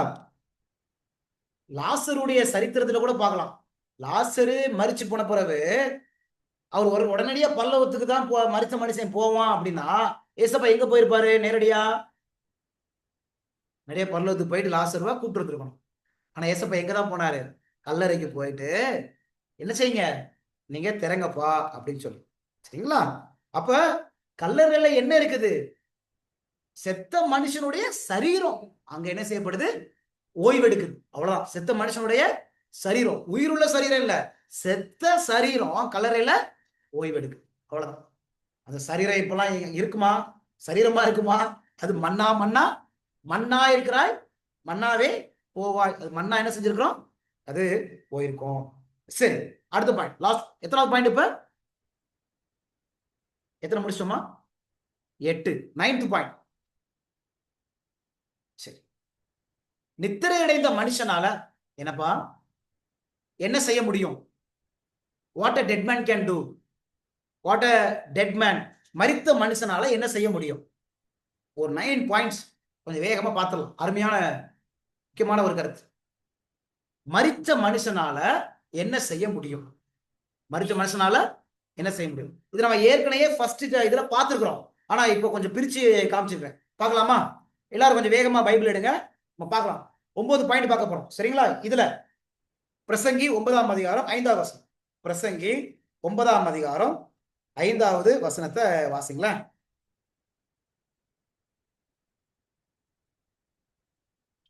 இந்த மரிச்ச மனுஷனால, அதாவது நித்திரை அடைஞ்சிருக்கிற மனுஷனால அவனால என்ன செய்ய முடியும்? பிரசங்கி 9ஆம் 5வது வசனம் பாருங்க. உயிரோடு இருக்கிறவர்கள் மரித்தவர்கள் ஒன்றும் அறியார்கள், இனி அவர்களுக்கு ஒரு பலனும் இல்லை, அவர்கள் பேர் முதலாய், அதான் பாயிண்ட் நம்பர் 1, அவனுடைய பேரு மறக்கப்பட்டிருக்கு. சரிங்களா? அப்ப அவன் பேரை ஞாபகம் வச்சுக்க முடியுமா? இங்கிலீஷ் பைபிள்ல மெமரி இஸ் ஃபர்காட்டன் அப்படின்னு இருக்கும். Memory is forgotten English Bible இருக்கும். அவன் பேரு மறக்கப்பட்டிருக்கு. ஆனா இப்ப உங்க எல்லாருக்கும் கேள்வி வரும், உயிர் உள்ள மனுஷனை ஏதாவது பேய் ஏதாவது பிடிச்சிச்சு அப்படின்னா நீ யாருன்னு கேட்டா என்ன சொல்லும்? நான் தான் கண்ணகி, நான் தான் மரியாளு, போன வாரம் தான் செத்து போனேன் அப்படின்னு சரித்திர கதையெல்லாம் சொல்லும். உடனே உயிருள்ள மனுஷன் என்ன நினைக்கிறாங்க? ஓ, செத்து போன மரியாள் தான் என்ன செஞ்சுட்டா, உயிரோடி வந்துட்டாப்பா அப்படின்னு நம்ம. ஆனா வசனம் சொல்லுது அவர்கள் பேர் முதலாய் மறக்கப்பட்டிருக்குது அப்படின்னு சொல்லுது. அப்ப அது யாரு பார்க்கணும். ஆனா வசனம் சொல்லிச்சு பேரு கூட ஞாபகம் வச்சுக்க முடியாதுப்பா அப்படின்னு. 2வது பாயிண்ட் சங்கீதம். இந்த இதுல ஒரு விரல வச்சுக்கோங்க, நம்ம திருப்பி வருவோம், பிரசங்கி வருவோம். சங்கீதம் 146ல 4வது வசனம். சங்கீதம் 146ல 4வது வசனம்.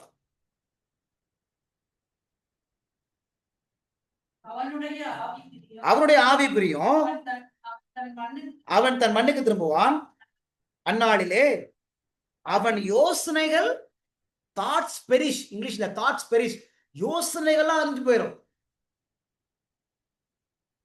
நான் எந்த வேலை செஞ்சேன், எந்த பஸ்ல வேலைக்கு போனேன், யார் கூடலாம் நான் பேசினேன், என்னுடைய மனைவி யாரு, கணவர் யாரு, பிள்ளைங்க யாரு, அவனுக்கு சின்ன வயசுல எனக்கு யார் எனக்கு பேர் வச்சா, எந்த சர்ச்சை அட்டன் பண்றேன், எந்த யோசனையும் அவனுக்கு இருக்காது. தாட்ஸ், யோசனை அழிஞ்சு போவோம் அப்படின்னு சொல்லிருச்சு.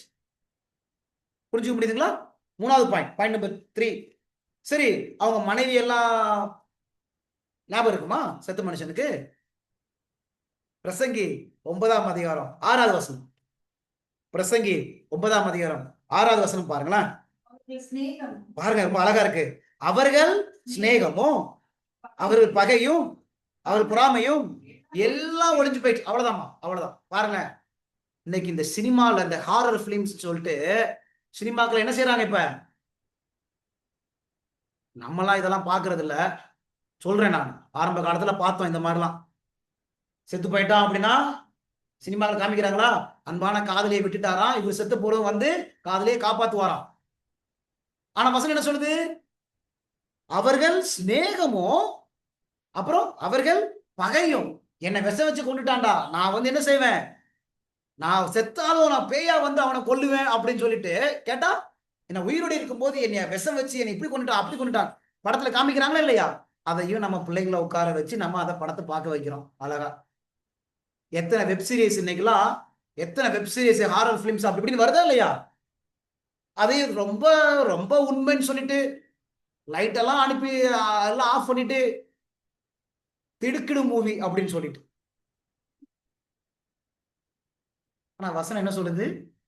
அவர்கள் சிநேகமும் அவர்கள் பகையும் அவர்கள் பொறாமை எல்லாம் ஒளிஞ்சு போயிருச்சு. அப்ப அது யாரு அந்த டிவி ஆப்ரேட் பண்றது? யாரு அப்ப பின்னாடி இருந்து யாரு இந்த ஸ்டோரி எல்லாம் யாரு கொடுக்குறா? அப்ப சாத்தான் தான் இந்த ஸ்டோரி எல்லாம் கொடுக்குறாரு. ஹாரர் பிலிம்ஸ் இந்த மாதிரி பேயெல்லாம் இருக்குது அப்படின்னு, செத்த மனுஷன் உயிரோடி வர்றான், செத்த மனுஷன் உயிரோடி பேசுறான், இதெல்லாம் எதுக்கு அவன் சொல்றான் தெரியுமா? ஆதியாகம புத்தகத்துல படிச்சோம். ஏவாள்கிட்ட என்ன போய் சொன்னா சாத்தான்? நீங்கள் சாகவே சாவதில்லை. அத ப்ரூவ் பண்ணுவதற்காக இப்படி எல்லாம் காமிக்கிறான். பைபிளை யாரும் நம்பிடக்கூடாது, பைபிள் சொன்னது வந்து போய், ஆனா பாரு அப்படின்னு படத்தின் வழியா சினிமாக்கள் வழியா அவன் என்ன செய்யறான்? காமிக்கிறான். உங்களுக்கு புரிஞ்சுக்க முடியுதுங்களா? அதனாலதான் சினிமா பார்க்காதுங்க. ஏன்னா யார் பின்னாடி ஆப்ரேட் பண்றது? பிசாசு ஆப்ரேட் பண்ணிட்டு இருக்கிறான். தயவு செய்து பார்க்காதுங்க. அது பிசாசு கூட கம்யூனிகேஷன். நம்ம அவங்க கூட பேசிட்டு இருக்கோம்னு அர்த்தம், அவன் சொல்றதெல்லாம் கேட்டுட்டு இருக்கோம்னு அர்த்தம். நாடக சினிமா எல்லாத்துலயும் இந்த பிசாசு வந்துருது. வசனம் தெளிவா சொல்லிடுச்சு. அவங்க ஸ்நேகம் பொறாமை எல்லாம். புரிஞ்சுக்க முடியுதுங்களா? இன்னும் நமக்கு சினிமா வேணுமா?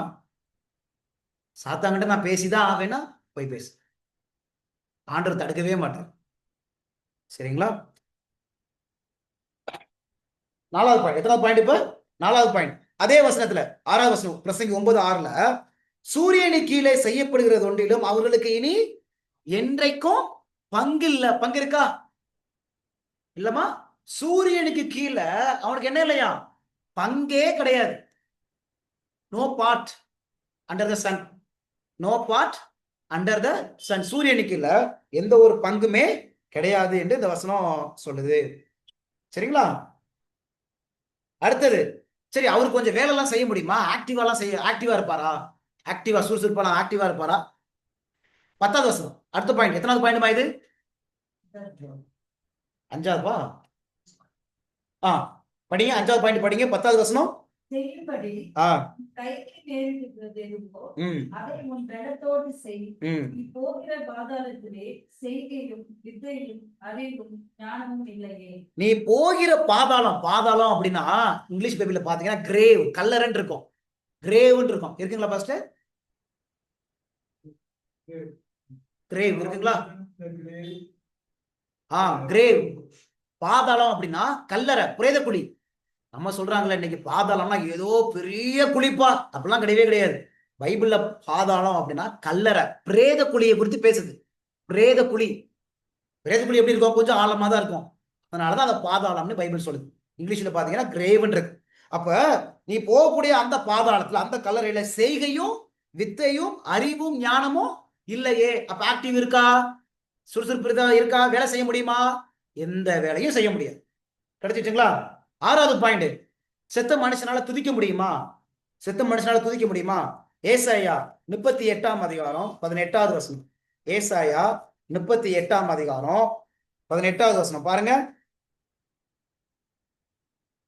ஏசாயா 38:18, பாதாளம் உம்மை துதியாது, மரணம் உம்மை போற்றாது, புலியில் இறங்குகிறவர்கள் உம்முடைய சத்தியத்தை தியானிப்பதில்லை. ஐசாயா 38:18. ஐசாயா 38:18 என்ன சொல்லுது? பாதாளம். அங்க கூட பாருங்க கிரேவன் தான் இருக்கும். இங்க இங்கிலீஷ் தமிழ் பைபிள்ல பாதாளம் இருக்கு, இங்கிலீஷ்ல கிரேவன் இருக்கும். பாதாளம் உம்மை துதியாது. பாதாளம்னா கல்லறை, பிரேத குழி. உண்மை என்ன செய்யாது? துதியாது. மரணம் உம்மை போற்றாது, குழியில் இறங்குறவர்கள் உம்முடைய சத்தியத்தை தியானிப்பது கிடையாது. சத்தியம் தியானிப்பாங்களா? தியானிக்க மாட்டாங்க. சரி, செத்த மனுஷன் அவங்க வீட்டுக்கு போக முடியுமா? சொல்றாங்களா? அவன் வீட்டு செத்த மனுஷன் செத்தான கல்லறையில இருக்க மாட்டான்ப்பா, அவன் வீட்டு ஞாபகம் வந்துருச்சுப்பா, வீட்டுக்கு வந்துட்டான்ப்பா. கிராமத்துல பேசுறாங்க, பார்த்து கேள்விப்பட்டிருக்கீங்களா? அவன் வீடு செத்தான அவனை புதைச்சா கூட அவன் வீட்டு ஞாபகம் வந்து வீட்டுக்கு ஓடி வந்துடுறான்ப்பா. பிரிக்கவே முடியாது அவனையும் அவன் வீட்டை. ஏன்னா அவன் வீட்டை கஷ்டப்பட்டு கட்டினான்ப்பா, அதனால வீட்டை பிரிக்கவே முடியல. அப்படியா?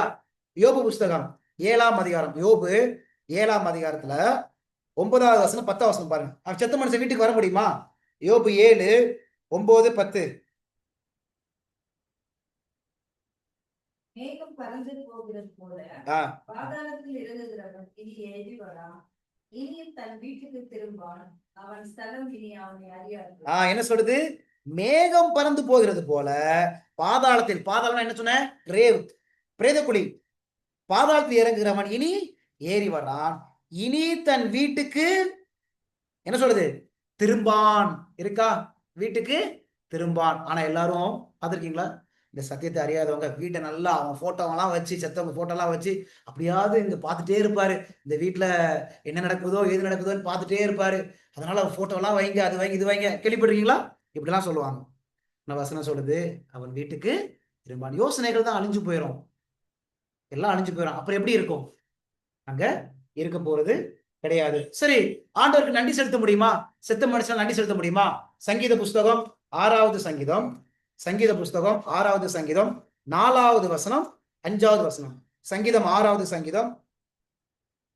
திரும்பும் கர்த்தாவே, என் ஆத்துமாவை விடுவியும், உம்முடைய கிருபை நிமித்தம் என்னை ரட்சியும். மரணத்தில் உம்மை நினைவு கூர்வதில்லை, பாதாளத்தில் உம்மை துதிப்பவன் யார்? சரி, ஆண்டவரை நினைக்க முடியுமா? Can they remember God? தேவனை நினைக்க முடியுமா? அந்த வசனம் சொல்றது, மரணத்தில் உம்மை நினைவு கூறுவது இல்லை, பாதாளத்தில் உம்மை துதிப்பவன் யார் அப்படின்னு சொல்லி இந்த வசனம் தெளிவா என்ன செய்து சொல்லுது. சரிங்களா? எத்தனை பாயிண்ட் பார்த்துட்டோம்? 8. 8 8. சரி, இன்னொரு வசனம் இருக்கு. அவனால உணர முடியுமா? செத்து மனுஷனால உணர முடியுமா? யோபு 14ஆம் அதிகாரம், யோபு 14, 21, 22. யோபு 14, 21, 22 பாருங்களேன். அவன் பிள்ளைகள் அவன் உணரான், அவர்கள் சிறுமைப்பட்டாலும் அவர்களை கவனியான். அவன் நாக்கும் அவனுக்குள் இருக்கும் அளவும் நோவிருக்கும், அவன் ஆத்மா அவனுக்குள் இருக்க மாட்டோம், அதற்கு துக்கம் உண்டு. ஓகே, அந்த வசனம் என்ன சொல்லுது? அவன் உணரான். இருக்குங்களா? யோபு 14, 21, 22. அவன் பிள்ளைகள் கனமடைந்தாலும் அவன் உணரான், அவர்கள் சிறுமைப்பட்டாலும் அவர்களை கவனியான். சரிங்களா? அப்போ அவன் என்ன செய்ய முடியாது? உணரவே முடியாது அப்படின்னு இந்த வசனங்கள்லாம் என்ன செய்து சொல்லுது. சரிங்களா? அப்ப நிலைகள் புரிஞ்சா இது எல்லாரும் மனசுல வச்சுக்கோங்க. சரிங்களா? அப்ப இந்த சத்தியங்கள் கூட அநேக பேர் என்ன செஞ்சுக்கிறாங்க? தெரியாம புரியாம இருக்கிறாங்க. சில பேர் சொல்றாங்களே, கல்லறையில் போய் நம்ம சாப்பாடு வைக்கணும், சாப்பாடு வச்சா என்ன நடக்கும்? அவர் வந்து எந்திரிச்சு சாப்பிடுவாரு அப்படின்னு புது ட்ரெஸ் எல்லாம் வாங்கி போய் வைப்பாங்க. அந்த காசெல்லாம் வீணாயிடும். சரிங்களா? அதுவும் பாருங்க, வருஷத்துக்கு ஒரு வாட்டி நினைவு கூறுதல், அதெல்லாம் செய்யலாமா? அதெல்லாம் செய்யவே கூடாது. ஆண்டவர் சொல்றாரு, மரித்த மனுஷங்களை குறித்து என்ன செய்யாத, துக்கம் கொண்டாடாத. ஏன்னா நமக்கு ஒரு நம்பிக்கை இருக்கு. என்ன நம்பிக்கை இருக்குது? உயிர்த்தெழுதல் நம்பிக்கை இருக்குது. செத்துருவாங்க, சரி, மரித்த பிறகு ஒரு ஆறுதல் கூட்டம் வைக்கிறது தவறு கிடையாது. ஏன்னா எப்படி இருப்பாங்க? அவங்க துக்கமா இருப்பாங்க. அப்ப விசுவாசிகள்லாம் போய் அவங்களை தைரியப்படுத்தி ஜெபம் பண்ணி ஆறுதல் கூட்டம் வைக்கிறது தவறு இல்லை. ஆனா வருஷந்தோறும் நினைவு கூறுறது, தேவனை தான் டெய்லி நம்ம நினைவு கூறணும், அது தேவனுக்கு சித்தமான காரியம் கிடையாது. சரிங்களா? அதெல்லாம் அஞ்ஞான பழக்கம். வருஷந்தோறும் ஒரு வாட்டி ஜெப கூட்டம் வைக்கிறது. எதுக்கு ஜெப கூட்டம்? நினைவு கூறுதல். செத்தவங்களுக்கு நம்ம நினைவு கூறணும். அவங்க நல்லா தூங்கிட்டு இருக்காங்களே. ஆனா சில பேர் ஏன் நினைவு கூறுவாங்க தெரியுமா? அவங்க ஆவி இங்க சுத்திட்டே இருக்குது, இவன் நம்ம நினைவு கூறுவானா இல்லையான்னு பார்ப்பாங்களாம். பரிச்சை படி பார்த்துட்டே இருப்பான். அவங்கதான் அப்படி செய்யறது. சத்தியத்தை தெரிஞ்ச பிள்ளைங்க நம்ம செய்ய தேவையில்லை, அவசியமே இல்லை, வைக்கவே கூடாது. நானும் ஒரு ஒரு சமயம் ரொம்ப கலங்கி போயிட்டேன். இங்க நம்ம ஆஸ்பத்திரி பக்கத்துல ஒரு சபை இருக்குது. அந்த சபை பக்கத்துல ஒருத்தர் இறந்து போயிட்டாருன்னு சொல்லிட்டு அது அவர் போட்டோ எல்லாம் வச்சு அவருக்கு மாலெல்லாம் போட்டு சபைக்குள்ள இப்படிலாம் நடந்துச்சு. சத்தியத்தை அறிஞ்ச சபைக்கு ரொம்ப மனசு கஷ்டமா இருந்துச்சு. அப்படி நம்ம என்ன செய்யக்கூடாது? செய்யக்கூடாது. ஏன்னா பவுல் சொல்றாருல, 1 தெசலோனிக்கேயர்ல 4வது அதிகாரத்துல என்ன சொல்றாரு பவுல்? 4ஆம் அதிகாரத்துல 13வது வசனத்துல, 1 தெசலோனிக்கேயர் 4ஆம் அதிகாரத்துல 13ல, அன்றியும் சகோதரரே, நித்திரை அடைந்தவர்கள் நிமித்தம் நீங்கள் நம்பிக்கையற்றவர்களான மற்றவர்களை போல துக்கித்து அறிவில்லாதிருக்க எனக்கு மனசு இல்ல. 1 தெசலோனிக்கேயர் 4:13 நித்திரை அடைந்தவர்கள் நிமித்தம் நீங்கள் பாருங்க, பவுல் கூட என்ன சொல்றாரு, நித்திரைன்னு சொல்றாரு, அப்படிதானே? நித்திரை அடைந்தவர்கள் நிமித்தம் நீங்கள் நம்பிக்கையற்றவர்களான மற்றவர்களை போல துக்கித்து. அப்ப யாரை துக்கிப்பா? நம்பிக்கையற்றவர்கள் துக்கிப்பாங்க. வசனம் சொல்லுது, நம்பிக்கையற்றவர்களான மற்றவர்களை துக்கித்து அறிவில்லாதிருக்க மனசு இல்ல. யாருக்கு அறிவில்ல? நம்பிக்கை இல்லாதவனுக்கு தான் அவங்களுக்கு அறிவு. நம்பிக்கையில நம்மளும் இன்னும் அதை துக்கித்துட்டே இருந்தோம் அப்படின்னா வருஷம் நினைவு வச்சுட்டு ஆண்டவர் அதை விரும்பல. ஏன்னா நமக்கு என்ன இருக்குது? ஒரு நம்பிக்கை, உயிர்த்தெழுதல் ஒன்று இருக்குது. கடைசி பாயிண்ட், 9 பாயிண்ட் படிச்சிட்டோமா? கடைசி பாயிண்ட். சரி, இப்ப நம்ம எல்லாருக்கும் கேள்வி. பிரபு பிரதர் கூட போன வாரம் கேட்டாரு, சரிங்க பிரதர், இப்ப செத்த மனுஷன் தூங்குறான், அவனால பேர் ஞாபகம் வைக்க முடியாது, குடும்ப ஞாபகம் முடியாது, மனைவி வீடு எதுவுமே ஞாபகம் வைக்க முடியாது அப்படின்னா இன்றைக்கு உயிர் உள்ள மனுஷனை பிடிக்கிறது யார்? அப்ப உங்களுக்கு புரியுதுங்களா? உயிருள்ள மனுஷனை இன்னைக்கு உயிருள்ள மனுஷனை பொசஸ் ஆகுதா இல்லையா? இப்போ உயிருள்ள மனுஷனை செத்தவன் வந்து பிடிக்கிறாங்கன்னு சொல்றாங்களா இல்லையா? ஏன்னா கேட்டா நான் தான் கண்ணகி, நான் தான் செத்தேன், நான் தான் மரியாளு, கதையா சொல்றாங்களே இல்லையா? அப்ப அது யாரு? உண்மையிலே செத்த மனுஷன் தான் பேசுறானா? அப்ப அது யாரு? வசனமே நமக்கு சொல்லுது பாருங்க. மத்தேயு 9:32 பாயிண்ட் நம்பர் 10, 10வது பாயிண்ட். என்ன பாயிண்ட்? உயிருள்ள மனுஷனை பிடிக்கிறது எது? Who is possessing the live person, living person? Who is possessing the living person?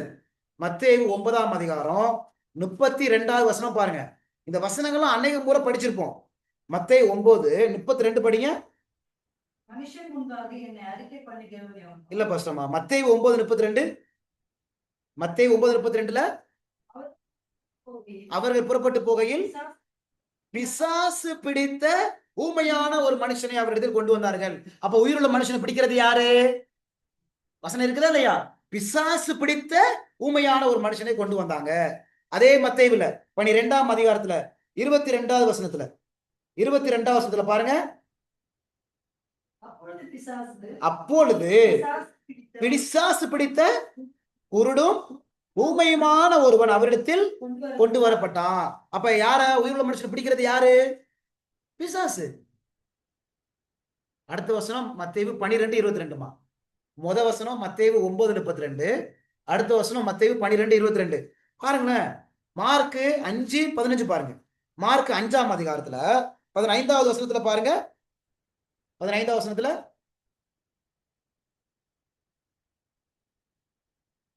Mark 5:15 இயேசுவின் இடத்துல வந்து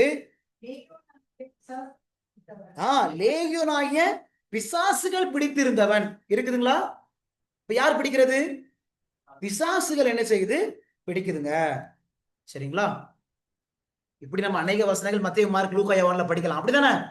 எங்கேயாவது செத்த மனுஷன் பிடிச்சான் அப்படின்னு இருக்கா? இல்ல ஏசப்பா யார துரத்தினாருன்னு இருக்கு? பிசாசு தான் துரத்தினாருன்னு இருக்கு. செத்த மனுஷன் தான் உயிருள்ள மனுஷனை பிடிச்சிட்டான், நான் அவனை துரத்துறேன் அப்படின்னு எங்கேயுமே பைபிள்ல கிடையாது. அது யாரு? பிசாசு. புரிஞ்சுக்க முடியுதுங்களா? அப்ப உயிருள்ள மனுஷனை பிடிக்கிறது யாரு? பிசாசு. சரி, கடைசியா ஒரே வசனம். இந்த பிசாசு எப்படி ஜெயிக்கிறது? இந்த பிசாசு இப்படிப்பட்ட தந்திரங்களை எல்லாத்தையும் செஞ்சுட்டு இருக்கிறான். இப்ப இவனை நம்ம எப்படி ஜெயிக்கிறது? ஜெயிக்க முடியுமா? நம்மளால ஜெயிக்க முடியுமா? நம்மளால முடியாது. ஏசப்பா சொல்றாங்கல்ல யோவான் 15:5 என்னை இல்லாமல் உங்களால ஒன்றும் செய்ய.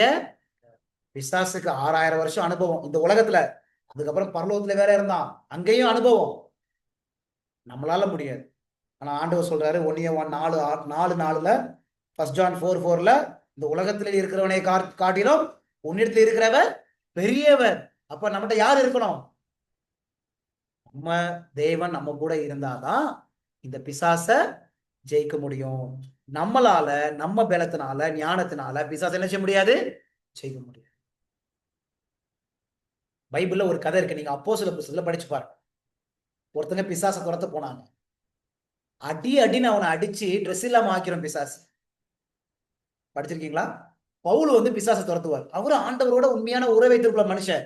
அதை பார்த்துட்டு சில ஆசாரியருடைய பிள்ளைங்க அவங்க பிசாசு துரத்த போவாங்க. அவங்கள நிர்வாணப்படுத்தி ட்ரெஸ் இல்லாம காயப்படுத்தி அனுப்பிடும் பிசாசு. நம்மளால ஜெயிக்க முடியாது பிசாசு. நம்ம ஜெயிக்கணும் அப்படின்னா ஒரே ஒரு காரியம் நம்ம செய்யணும். என்ன செய்யணும்னா, யாக்கோபு புஸ்தகத்துல 4ஆம் அதிகாரத்துல அந்த 8வது வசனம் வாசித்துருங்க, அப்படியே முடிச்சிடலாம். நம்ம செய்ய வேண்டியது இதுதான். யாக்கோபு புஸ்தகத்துல ஜேம்ஸ் சாப்டர் 4ல verse 7 படிங்க. ஆகையால் தேவனுக்கு கீழ்ப்படுங்கள், ஆ, பிசாசுக்கு எதிர்த்து நில்லுங்கள், ம். அப்பொழுது அவன் உங்களை விட்டு ஓடி போவான். 8வது வசனம். தேவனிடத்தில் சேருங்கள், ஆ, அப்பொழுது அவர் உங்களிடத்தில் சேருவார். அவ்வளவுதான். 7வது வசனம் 8வது வசனத்துல தேவனிடத்தில் கீழ்ப்படிந்திருங்கள். எப்படி கீழ்ப்படுகிறது? 8வது வசனத்துல தேவனிடத்தில் சேருங்கள், அப்பொழுது அவர் உங்களிடத்துல சேருவார். அப்ப பிசாசு என்ன செய்வானா? நம்மளை விட்டு ஓடி போவான் அப்படின்னு சொல்றாரு. இப்ப பிசாசுக்கு எதிர்த்து நில்லுங்கள்னா எப்படி தெரியுமா? பிசாசுக்கு எதிர்த்து நில்லுங்கள் நம்ம போய் எதிர்த்து நிக்கிறது கிடையாது. பிசாசுக்கு எதிர்த்து நில்லுங்கள்னா தேவனுக்கு கீழ்ப்படிங்க, சப்மிட் டு காட், தேவனிடத்துல சேருங்க. இன்னைக்கு எல்லாருமே பிசாசுக்கு எதிர்த்து நில்லுங்கன்னா நம்ம போய் சண்டை போடுறதுன்னு நினைச்சிட்டு இருக்காங்க. இல்ல, நம்ம சண்டை போட்டா அடிச்சு விரட்டி ட்ரெஸ் எல்லாம் ஆக்கிடுவான், நிர்வாணப்படுத்திடுவான், பிசாசு காயப்படுத்திடுவான். பிசாசுக்கு எதிர்த்து நில்லுங்கள் அப்படின்னா நம்ம தேவனிடத்துக்கு போனோம், தேவன் நம்ம இடத்துல சேருவாரு. அப்பதான் பிசாசு நம்ம என்ன செய்ய முடியும்? ஜெயிக்க முடியும். நம்ம பிரச்சனை என்னன்னா, தேவனிடத்துல போய் நேரத்தை செலவழிக்க மாட்டோம், முழங்கால் போட மாட்டோம், ஆண்டவர் இடத்துல ஜெபிக்க மாட்டோம். ஆனா பிசாசை ஜெயிக்க ஆசைப்படுவோம். ஜெயிக்க முடியுமா? ஜெயிக்க முடியாது. தேவனிடத்துல சேருங்கள் ஒவ்வொரு நாளும். அதுக்குதான் முழங்கால் அவசியம். ஆண்டவர்களாட்ட ஒண்ணுமே செய்ய முடியாது. ஒவ்வொரு நாளும் முழங்கால் படிட்டு தேவனிடத்துல நேரத்தை செலவிட்டாதான் நம்ம பிசாச இயேசுவின் நாமத்தினால ஜெயிக்க முடியும். புரிஞ்சுச்சுங்களா? இன்னைக்கு பாடம் புரிஞ்சுச்சா? எல்லாருக்கும் புரிஞ்சுச்சா? எத்தனை பாயிண்ட் பார்த்தோம்? நம்ம 10 பாயிண்ட் பார்த்தோம். சரிங்களா? இதையெல்லாம் நீங்க மனசுல வைத்துக் கொள்ளுங்க. தொடர்ந்து நம்ம அநேக காரியத்தை படிக்க போறோம். ஐஸ்வர்யவான் லாசரு அந்த கதையை நம்ம என்ன செய்ய போறோம்? அதிகமா தியானிக்க போறோம். ஆவியிலே போய் ஆவிகளுக்கு பிரசங்கம் பண்ணாருன்னு சொல்லி 1 பேதுருல ஒரு வசனம் வருது. அதெல்லாம் நம்ம என்ன செய்ய போறோம்? நம்ம தியானிக்க போறோம். இன்னும் அநேக வசனங்கள். அப்ப நரகம் ஒண்ணு இருக்குதா இல்லையா? அந்த நரகம் எப்போ வரும்? நரகம் ஒண்ணு கண்டிப்பா இருக்குது. அந்த நரகம்னா என்ன, அது எப்போ வரும், இதையெல்லாம் நம்ம என்ன செய்ய போறோம்? நம்ம கொஞ்சம் கொஞ்சமா படிப்படியா படிக்க போறோம். இப்ப எத்தனை பாடம் முடிச்சிருக்கோம்? நம்ம இதுல மரித்தவர் எங்கே எத்தனை பாடம் முடிச்சிருக்கிறோம்? 3 பாடம் முடிச்சிருக்கோம். சரிங்களா? இன்னும் அநேக கேள்விகள் இருக்கும். இதெல்லாம் நம்ம கொஞ்சம் கொஞ்சமா சொல்லலாம். ஆனா இந்த இந்த வகுப்பு முடியும் போது எல்லாரும் தரவாயிரணும். சரிங்களா? அதுக்குதான் ஆண்டவர் கொடுத்துட்டு இருக்காரு. தயவு செய்து இந்த பாடத்தெல்லாம் தயவு செய்து ரிவைஸ் பண்ணுங்க. திருப்பி திருப்பி ரிவைஸ் பண்ணுங்க. திருப்பி திருப்பி இந்த ஆடியோவை கேளுங்க. கேட்டாதான் உங்க மனசுல பதியும். ஏன்னா சாத்தானுக்கு பிடிக்காத சத்தியம் இதெல்லாம். ஏன்னா இந்த சத்தியம் அவனை பத்தியது. அவன் ஏமாத்திட்டு இருக்கிறான் இப்படி ஜனங்களை. அவனுக்கு பிடிக்கவே பிடிக்காது. அதனால இந்த சத்தியத்தை எல்லா இடத்துக்கும் போய் சொல்லணும்னு விடவே மாட்டான். சரிங்களா? அதனால தயவு செய்து சத்தியத்தை நீங்க கேளுங்க. கர்த்தர் உங்களை ஆசீர்வதிப்பாராக. தொடர்ந்து ஜெபிங்க. ஆமென்.